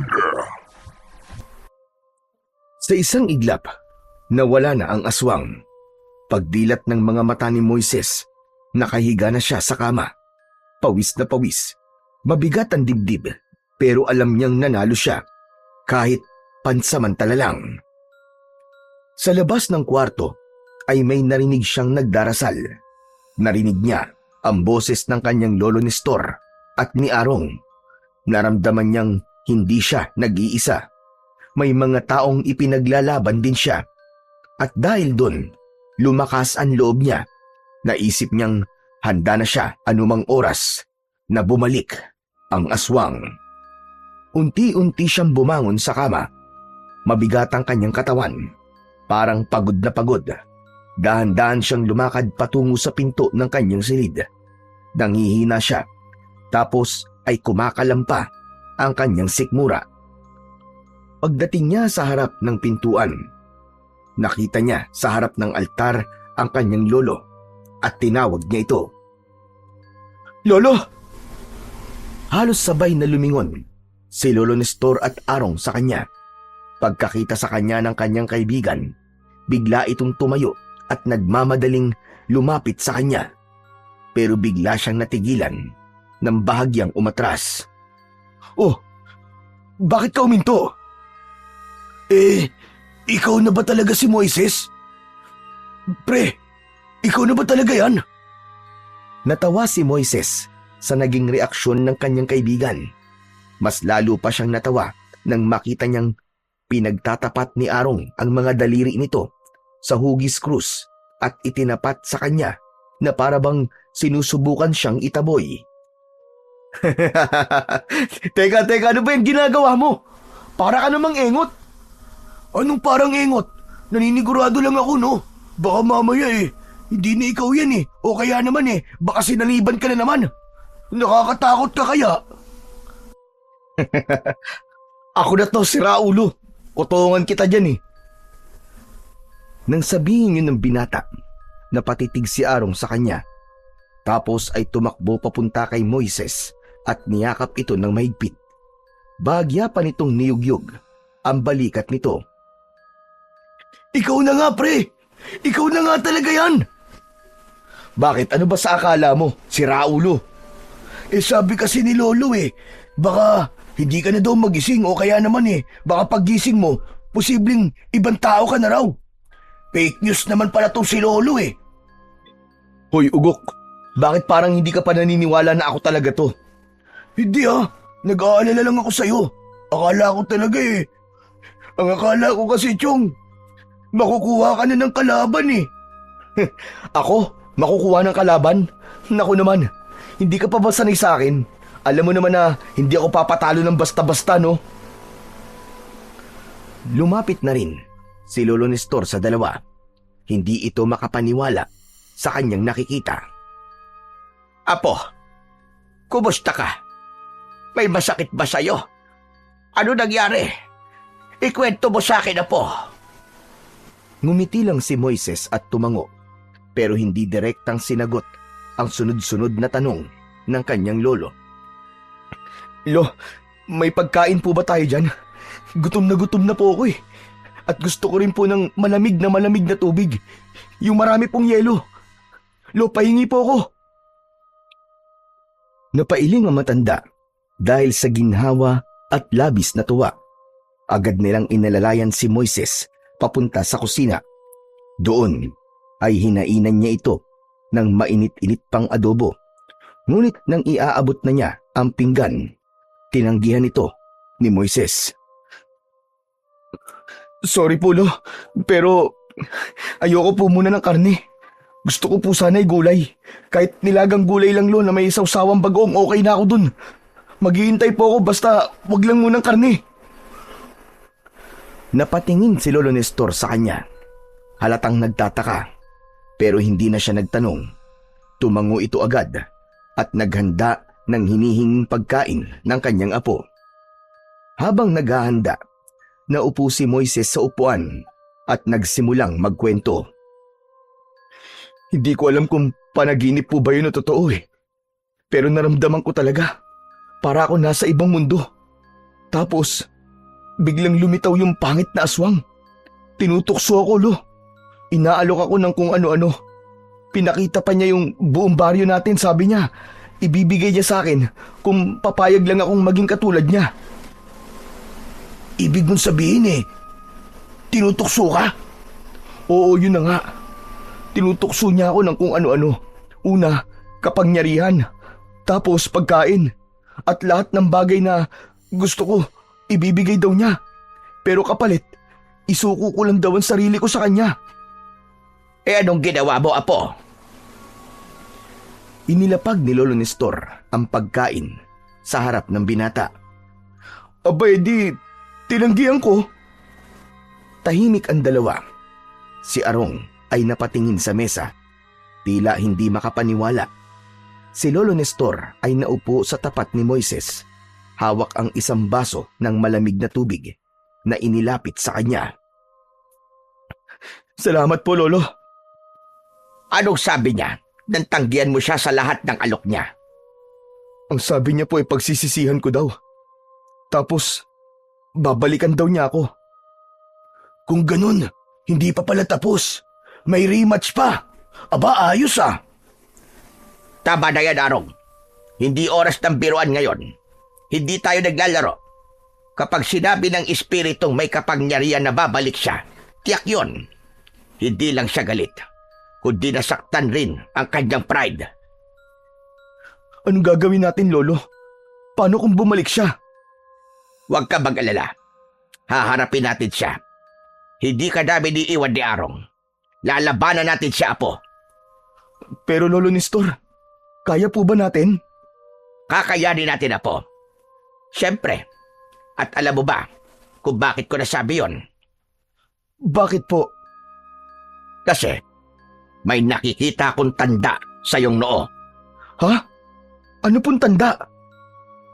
Lumapit si Lolo Nestor kay Moises. Dahan-dahang inilapit ang kanyang muka at sinipat ng maigi ang sinasabing tanda. May mutya ka, Apo. Nakatatak ito sa iyong noo. Isang puting mahiwagang bato. Puti. Pero hindi puti ang kulay niyan, Lolo. Alam mo tungkol sa bagay na ito? Opo. Kagabi po kasi, Lolo, lumabas po ako ulit. Tapos ang natatandaan ko, may nakita po akong pulang bato sa noo ng bungo. Tapos yun, dumikit po sa noo ko. Pula. Kaya pala, nung hindi ko pa to nakikita, ibig sabihin ay nasa ilalim ka pa rin ng kapangyarihan ng aswang na yon. At ngayon, naging puti na. Heto, tingnan mo. Kaya ko na siyang hawakan. Ibig sabihin lang nito, iho, ang mutya na yan na minsang ginamit para sa kasamaan na galing sa bungo ng gorilla ay pumapanig na sa kabutihan. Ibig sabihin po, nalinis ko siya? Oo. Magaling ka, Apo. Napadali sa ibo ang isang mutya na matagal nang ginamit ng mga nilalang na dilim. Pre, imba ka. Ang tindi mo. Di ko alam kung maiiyak ako o magpapapirma ako ng autograph sa'yo eh. Ikaw nan sa kalam. Biglang napasimangot si Lolo Nestor. Napatitig ito kay Arong. Nang tumawa ng malakas ang binata, agad niya itong binatukan. Yang ka na naman. Wrong timing ka talagang animal ka. Sabi nang wag mo nang magbiro eh. Seryoso itong pinag-uusapan natin dito. Aray ko naman, Lolo. Ang kati naman ng kotong nyo sa akin. Isa lang naman yun eh. Pampagaan lang na sitwasyon. Grabe naman. Napakamot na lamang sa ulo si Arong. Pero tanggap naman niya na nagkamali siya. Hindi niya dinadamdam ang pananakit sa kanya ng matanda. Sanay na siya sa ganong kilos nito. Minsan ang pananakit nito ay isang uri din ng panlalambing. Dahil alam niya, itinuturing na din siyang apo ng matanda. Maya-maya pa, biglang natawa si Moises nang makita ang mukha ni Arong habang kinakamot ang batok. Oh, loko, buti nga sa'yo. Ang kulit mo kasi. O siya, sige na. Balik na tayo sa usapan. Ikaw, Moises, kung totoo man na babalik ang aswang, kailangan mong maihanda. May sarili ka ng mutya ngayon. At kung masasanay ka sa paggamit ng kapangyarihan na yan, may kakayahan ka na para lumaban. Alam niyo po ba kung ano ang gamit nito, Lo? Kilala niyo po ba ang mutya na to? Hindi, Apo. Ang pagkakakilala ko lang sa kanya ay gamit yan ng mga sinaunang aswang sa mga ritual. Ngayon lang talaga ako nakakita na ang may hawak nito ay isang nilalang na may mabuting puso. Kung ganun, paano natin malalaman ang kapangyarihan nito, Lolo? Malalaman mo kapag nagkaroon na ng totoong panganib. Tama. Hindi ko lang alam ang lahat ng tungkol sa mutyang yan, Moises. Pero isang bagay lang ang sigurado ko kung paano o saan mo ito gagamitin. Yun ang magtatakda kung para saan talaga ito. Tumitig siya sa kanyang apo, mata sa mata. Ang tandaan mo lang, Apo, gamitin mo yan sa kabutihan. Huwag mo kailanman hayaan na ang kapangyarihan niyan ang magdikta ng kilos mo. Ikaw ang dapat na magkontrol at laging para sa tama, para sa mga taong nangangailangan ng tulong. Huwag mo rin kalimutang manalangin sa nakatataas. Opo, Lolo. Tatandaan ko yan, pangako po. Hindi ko po ito gagamitin sa masasama. Pre, kasama mo kami. Kasama mo ako palagi. Yan ang tatandaan mo. Hindi ka nag-iisa. Hindi kita iiwan. Salamat, pre. Seryoso yan, ha? Walang stiran, ha? Siyempre, tropa tayo hanggang sa dulo ng mundo, no? Walang iwanan. Solid. Muling natawa si Moises. Mas magaan na ang pakiramdam niya. Masaya siya dahil sa tunay na samahan at walang palyang suporta ng pamilya at ng kanyang kaibigan. O siya, kumain ka na. At mamaya pagkatapos mong kumain magpahinga ka muna. Magsisimula na tayo maghanda pagkatapos. Dahil gaya ng sabi mo, bumalik ba ng aswang na yon? Hindi tayo papatalo. Masiglang kumain si Moises. Kahit simple lang ang ulam ay busog siya. Hindi lang dahil sa pagkain, kundi sa pagmamahal at presensya ng mga taong nagmamahal sa kanya at minamahal niya. Tahimik siyang napangiti habang kumakain. Matapos yun ay tumayo na siya at nagpaalam. Pumasok na siya sa kanyang silid upang magpahinga. Hapon na nang muling nagising si Moises. Nagpasalamat ang lahat nang makitang normal na normal ang binata. Samantala, nang sumapit na ang gabi, nagpaalam na si Arong sa dalawa. Lolo Nestor, Moises, uwi na rin muna ako sa bahay ha. Ha? Uuwi ka? Akala ko ba'y dito ka matutulog? Huwag ka nang umuwi. Dito ka na para may kasama kami ni Lolo. Tapos, delikado pa sa daan. Baka mas delikado pre pag di ako umuwi eh. Sigurado sisermonan na naman ako ni nanay. Naku, parang naririnig ko na nga yung boses niya habang sinasabi yun eh. Kahit aso nga, pag nawawala, hinahanap eh, tao pa kaya? Naku, sigurado ko, magdamag, flip-flop battle yun. O di sige, ikaw ang bahala. O sige, mag-iingat ka na lang pre. Sige na, Arong. Mag-iingat ka. Sige po, salamat po lo. Dahan-dahan lang po ako sa pagdadrive. Pagkaalis ni Arong, bigla na lamang may naamoy sina Moises at Lolo Nestor. Isang malansang amoy na may halong asupre. May naramdaman silang mabigat na hangin. Pareho silang napatigil. Lo, naamoy niyo po ba yun? Ang baho ah. Tumango si Lolo Nestor. Kapwa sila napatingin sa altar kung saan nakalagay ang bungo ng gorilya. Kitang-kita nila ang usok na tila nagpupumilit pumasok sa loob ng bungo, pero hindi na tinatanggap ng bungo ang presensya nito. Maya-maya ay parang napagod na ito at sumuko. Lumayo na ito at nagpalutang-lutang sa hangin. Maya-maya ay tumapat ito mismo sa harap ni Moises. Ngunit sa halip na matakot, buong tapang siyang tumingin dito. Bigla na lang lumayo ang usok at tinungo nito ang pintuan. Lumabas ito hanggang sa tuluyang nawala sa dilim ng gabi. Lo, wala na siya. Umalis na. Tapos na ba? Hindi ko alam, Apo. Hindi ako sigurado. Ilang sandali lang ang lumipas. Bigla silang nakarinig ng isang malakas na sigaw. Saklolo! Tulungan niyo ako! Parehong naging alerto ang dalawa pagkarinig sa boses ni Arong. Hindi na sila nag-aksaya ng oras. Dinampot ni Lolo Nestor ang kanyang mahabang bolo na nakasabit sa dingding at lumabas ng bahay kasama si Moises. Bilisan mo lo! Bako na paano na po si Arong! Sinundan nila ang boses. Madilim ang kalsada, ngunit gamay na gamay ito ni Lolo Nestor. Maya-maya pa, nakita nila si Arong na nakahandusay sa kalsada.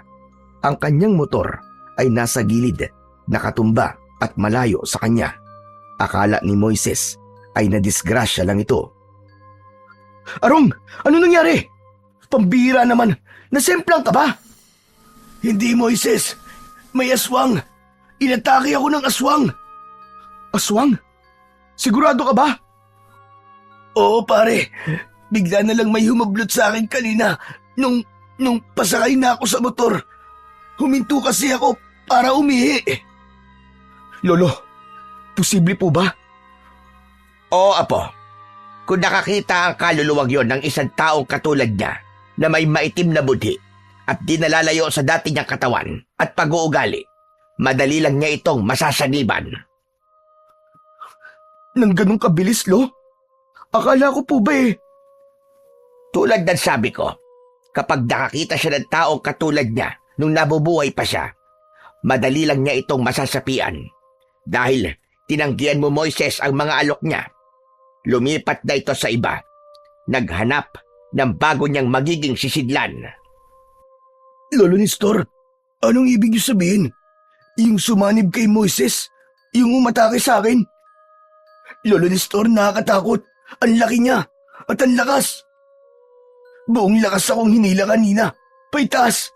Mabuti na lang at nabitiwan niya ako. Nasaan na siya, Arong? Hindi nakasagot si Arong. Agad na tumingin sa paligid ang dalawa. Amoy na amoy nila ang mabahong singaw na tila may bulok na karne. Humahalo ito sa hangin. Andito pa siya. Naaamoy ko pa ang aswang. Lumabas ka dyan! Magpakita ka sa amin! Huwag kang duwag! Magpakita ka! May ilang segundong katahimikan hanggang sa may narinig silang mabigat at malalim na ungol. Mula sa gilid ng madilim na bahagi ng daan, unti-unting lumitaw ang nilalang.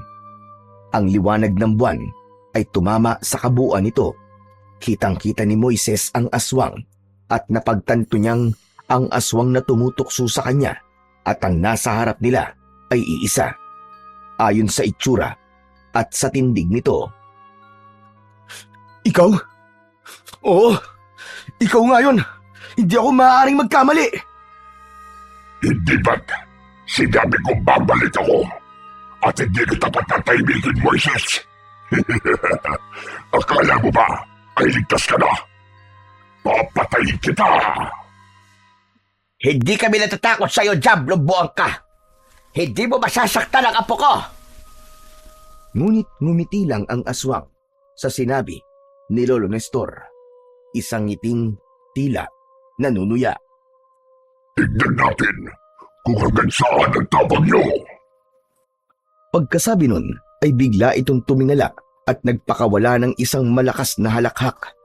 Pagkatapos ay bigla nitong ikinampay ang malalaki nitong pakpak.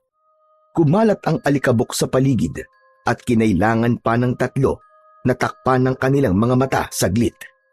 Lumundagan nila lang, mabilis at maliksi, at sa isang iglap lang ay nasa tuktok na ito ng puno.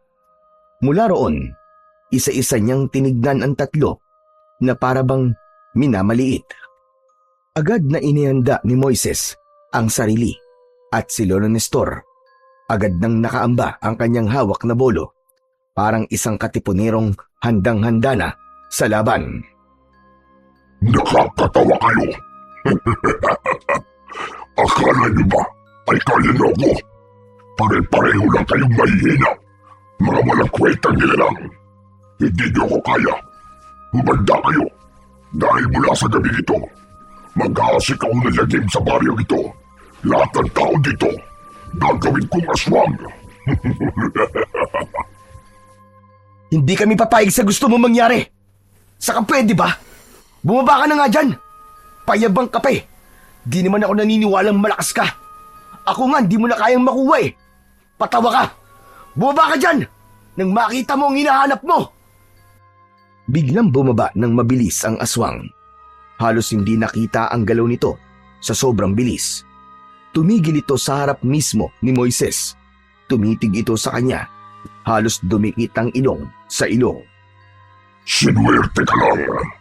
Pero alam mo bang pwede ko ulit gawin yun? Babalik ako sa iyo, Moises, ng paulit-ulit. Tinignan ni Moises ang aswang ng mata sa mata. Subukan mo. Pero hindi mo na ako kaya ngayon. Hindi mo na ako matatakot. Ngayon pa ba? Ngayong nalinis ko na ang mutya. Ang mutya na dati ginamit ko sa kasamaan. Ngayon ay nasa kabutihan na. Hindi mo na ito magagamit para mapasok ang katawan na hindi mo kauri. Kala mo ba, tapos na ang lahat, Moises? Ang mutya, kahit paano liwanag ang ipakita niyan ngayon, madali lang yan tumihan. Tao ka lang, at alam ko kung anong meron sa mga tao. Ano? Pahinaan, kasamaan at iba pa. Pag nagkasala ka ulit, kahit konti lang, sisingit ako. Dudumisan ko ulit ang mutya mo. At sa oras na mangyari yun, babalik ako. At sa pagkakataong yun, Moises, wala ka nang kawala.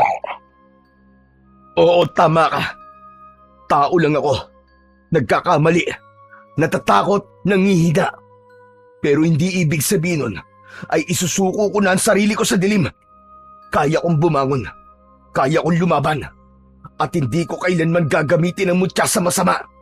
Gagamitin ko to para protekta ng mga taong mahal ko at para itama ang mali. Kung ganun, Kung hindi na talaga kita mapapakinabangan, ibalik mo na lang sa akin ang mutya. Ano ko sira? Tsaka hindi na babagay sa'yo ang mutya na to. Tumahimik ka. Akin na ang mutya. Planong atakihin ng aswang si Moises pero bigla siyang naunahan ng binata. Isang malakas na suntok ang pinakawalan nito at tumama yun sa panga ng aswang. Sa gulat ay bigla na lang napangisi ang aswang pero halatang nasaktan ito sa lakas ng suntok na tumama sa kanyang muka. Nang makabawi ito, bigla siyang tumalikod at muling ikinampay ang mga pakpak. Ngunit sa pagkakataong ito ay tila may kasamang apoy ang kanyang pagkampay. Maya-maya pa, habang nagpapatuloy ito sa kanyang ginagawa, may mga lumabas na mga aninong gumagalaw, parang mga maliliit na nilalang na wala namang tiyak na anyo. Puro itim, puro anino. Pinalibutan nila sina Moises, Araw at Lolo Nestor. Hala! Ano ang mga yan, Lolo? Mga anino, mga alagad nila. Huwag kayong matakot. Huwag kayong matitinag. Lolo, ito na siguro yun. Masusubukan na natin ang kapangyarihan nitong mutya. Oo, iho. Tama ka. Subukan mo na. Damhin mo ang iyong mutya. Kailangan magkaroon kayo ng koneksyon sa isa't isa. Huminto sa pagkampay ang aswang. Naglakad ito ng mabagal at parang nanunukso. Dumating na ang oras ng katapusan nyo. Sige mga alagad, patayin silang lahat! Naramdaman ni Moises ang maliliit na kamay na humawak sa kanyang binti. Si Lolo Nestor, panay ang taga ng kanyang bolo pero hindi tinatablan ang maliliit na nilalang. Samantalang si Arong naman ay panay ang dasal. Napapasigaw na rin ito sa takot. Biglang lumiwanag ang noo ni Moises. Isang maputing sinag ang sumiklab mula sa mutya na naroon pero hindi ganun kalakas. Banayad lamang itong liwanag. Doon naramdaman ng binata na may lakas na bumalot sa kanyang buong katawan. Napaatras ang mga anino para silang nadadarang. Napapaso sa liwanag na lumalabas mula sa mutya ni Moises. Napansin naman ito ni Arong. Ayos! Takot sila sa liwanag! Imposible! Hindi mo pwedeng gamitin yan laban sa akin. Matagal kong naging pagmamayari ang mutya na yan. Ako ang kinikilala yan at hindi ikaw! Lumipad muli ang aswang paitaas at muling bumulusok pababa, pasugod kay Moises. Ngunit sa mismong paglapit niya, biglang pinalakas ng mutya ang sinag nito. Tumama ito sa katawan ng aswang. Agad na nasunog ang mga pakpak nito. Hindi pa tayo tapos! Hindi pa ako tapos sa inyo! At sa isang iglap, tumakbo ito palayo. Pilit na lumayo mula sa liwanag na lumalabas sa mutya. Kasama nitong nawala ang mga aninong nakapaligid. Pagkatapos ng ilang saglit, bumalik ang katahimikan. Grabe! Ang galing mo, pre! Nakita ko yun! Pinaatras mo yung kalaban ah! Para kang may laser na gamit. Imba ka talaga! Ikaw talaga ang sakalam! Di ko nga alam kung paano nangyari yun eh. Hindi nga. Pero alam mo, Apo, ang liwanag na yan ay hindi lang dahil sa mutya.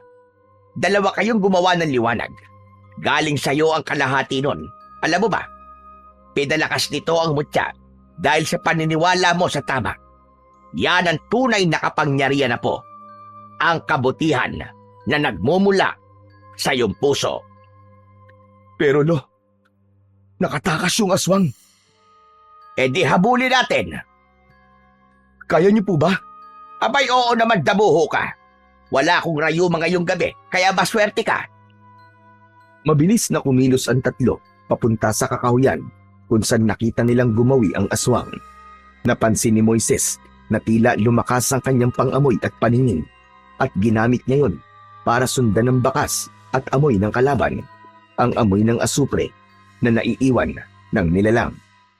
Nasa may unahan si Moises, mabilis ang kanyang kilos at alerto hanggang sa bigla na lang mula sa itaas, bumagsak ang aswang sa harap niya. Agad na umamba ng suntok si Moises at mabilis na umatake. Inilagan siya ng aswang at gumanti gamit ang kanyang mga kamay na may matutulis na mga kuko. Natamaan si Moises nun, pero hindi man lang siya nasugatan, ni hindi man lang bumaon ang mga kuko ng aswang sa kanyang balat. Nahawakan ng binata ang isang kamay ng kalaban at iwinasiwas ito at ipinagwagwagan sa hangin. Sa kanya ibinalibag ng malakas. Ang lakas ng binata ay halos 10 tao ang katumbas. Tumama sa isang malaking puno ang aswang. Moises, sige lang! Labanan mo lang siya, Apo! Tapusin mo na siya! Ngunit biglang nagbago ang anyo ng aswang. Sa harap ni Moises, hindi na halimaw ang anyo nito, kundi kapitan ng kanilang baryo, si Kapitan Turing. Kapitan? Hindi! Bakit ikaw? Natitigilan si Moises. Umamba siyang umatake, pero hindi niya magawa. Hindi niya kayang paslangin ang taong kilala niya, lalo pat alam naman niyang sinaniban lang ito. Lo! Paano to? Anong gagawin ko? Nanginginig ang mga kamay ni Moises. Tumingin siya kay Lolo Nestor, tapos sa kapitan na nakatingin sa kanya ng masama at panay ang ngisi. Maya-maya ay naramdaman niya ang mutya. Tila umiinit. Hinawakan niya ang kanyang noo. Pinikit niya ang kanyang mga mata. Mutya, gawin mo nararapat. Palayain mo siya. Linisin mo ang kasamaan. Dalisayin mo ang kanyang pagkatao.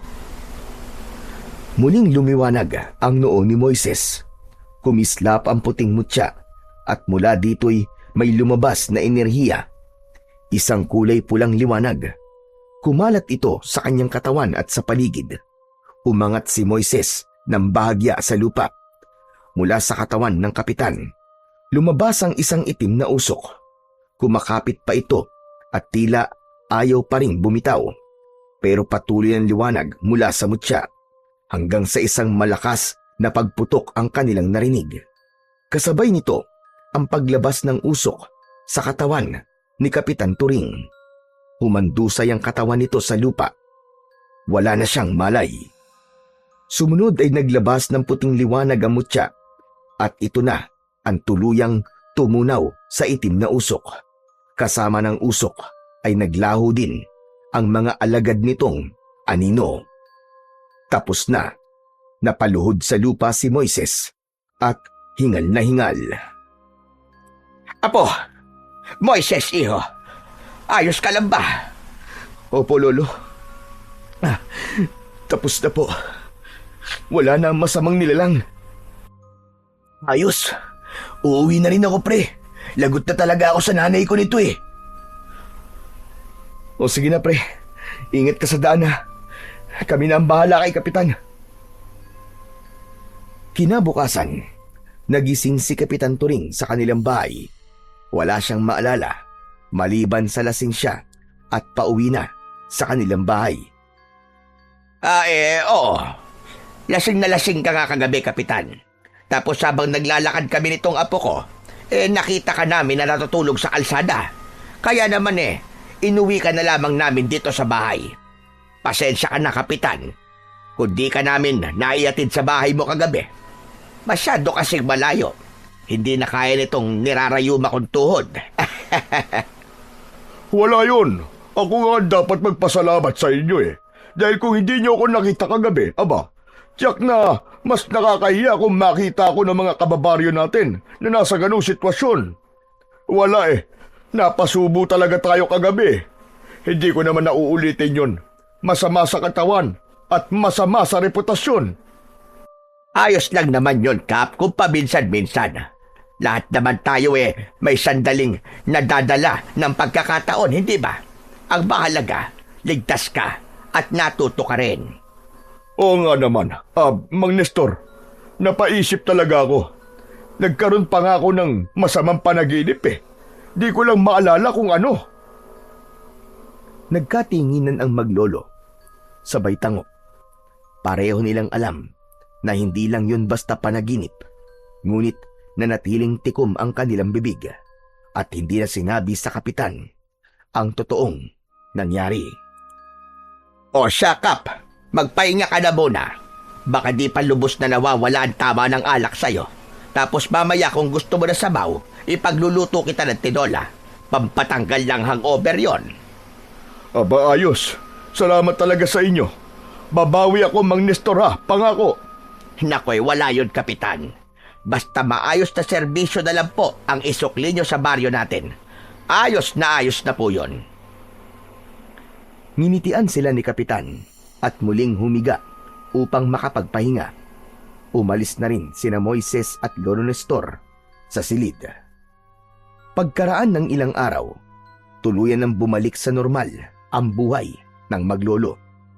Isang umaga, habang sumisipsip ng mainit na kape si Lolo Nestor, ipinakuha niya ang kahon ng mga agimat kay Moises. Iho, ito na ang tamang panahon.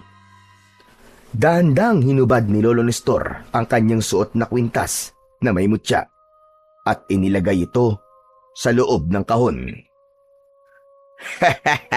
Sa wakas, ay makakapagpahinga na ako, Apo. Makakatulog na ako ng mahimbing at makakapaglakad-lakad ng walang iniisip. Masaya ko na may papalit na sa akin. O heto, ipinapamana ko na sa'yo ang lahat ng ito. Ingatan mo sana ang lahat ng ito, Apo. Opo, Lolo Nestor. Pangako, iingatan ko po ang lahat ng yan. Pero Lo, huwag ka munang mamamaalam ha. Mag-enjoy ka lang dyan. Ako pong bahala. Sagot kita. Abay, syempre naman. Ikaw talaga. Hindi pa ako mababatay. Huwag ka mag-alala, Lo. Itutuloy ko po ang lahat ng nasimulan ng ating lahi. Mula noon, nakilala na sa kanilang baryo at sa mga karatig lugar si Moises bilang isang magaling na albularyo. Hindi lang lakas at bilis ang bigay sa kanya ng mutya. Nagkaroon din siya ng matalas na isipan at bukod tanging kakayahan sa paghihilot at pagpapagaling. At syempre, hindi siya nag-iisa. Si Arong, ang kanyang matalik na kaibigan, ay naging katuwang niya sa lahat ng yun. Bagamat hindi biyasa sa mga ritual o paggamit ng agimat, tumutulong siya sa paghahanda ng mga gamot at pag-aasikaso sa mga taong nagpapagamot. Sa huli, naging inspirasyon si Moises sa buong baryo. Sa kabila ng kanyang panggagamot at pagtulong sa kapwa, ni minsan ay hindi siya humingi ng kapalit o kabayaran. Buong puso niyang tinanggap ang mutya bilang bahagi ng kanyang buhay at niyakap ang responsibilidad na kaakibat nito. Nagpasakop siya sa kapangyarihang taglay nito, hindi para sa pansariling kapangyarihan, kundi upang ipaglingkod sa kabutihan.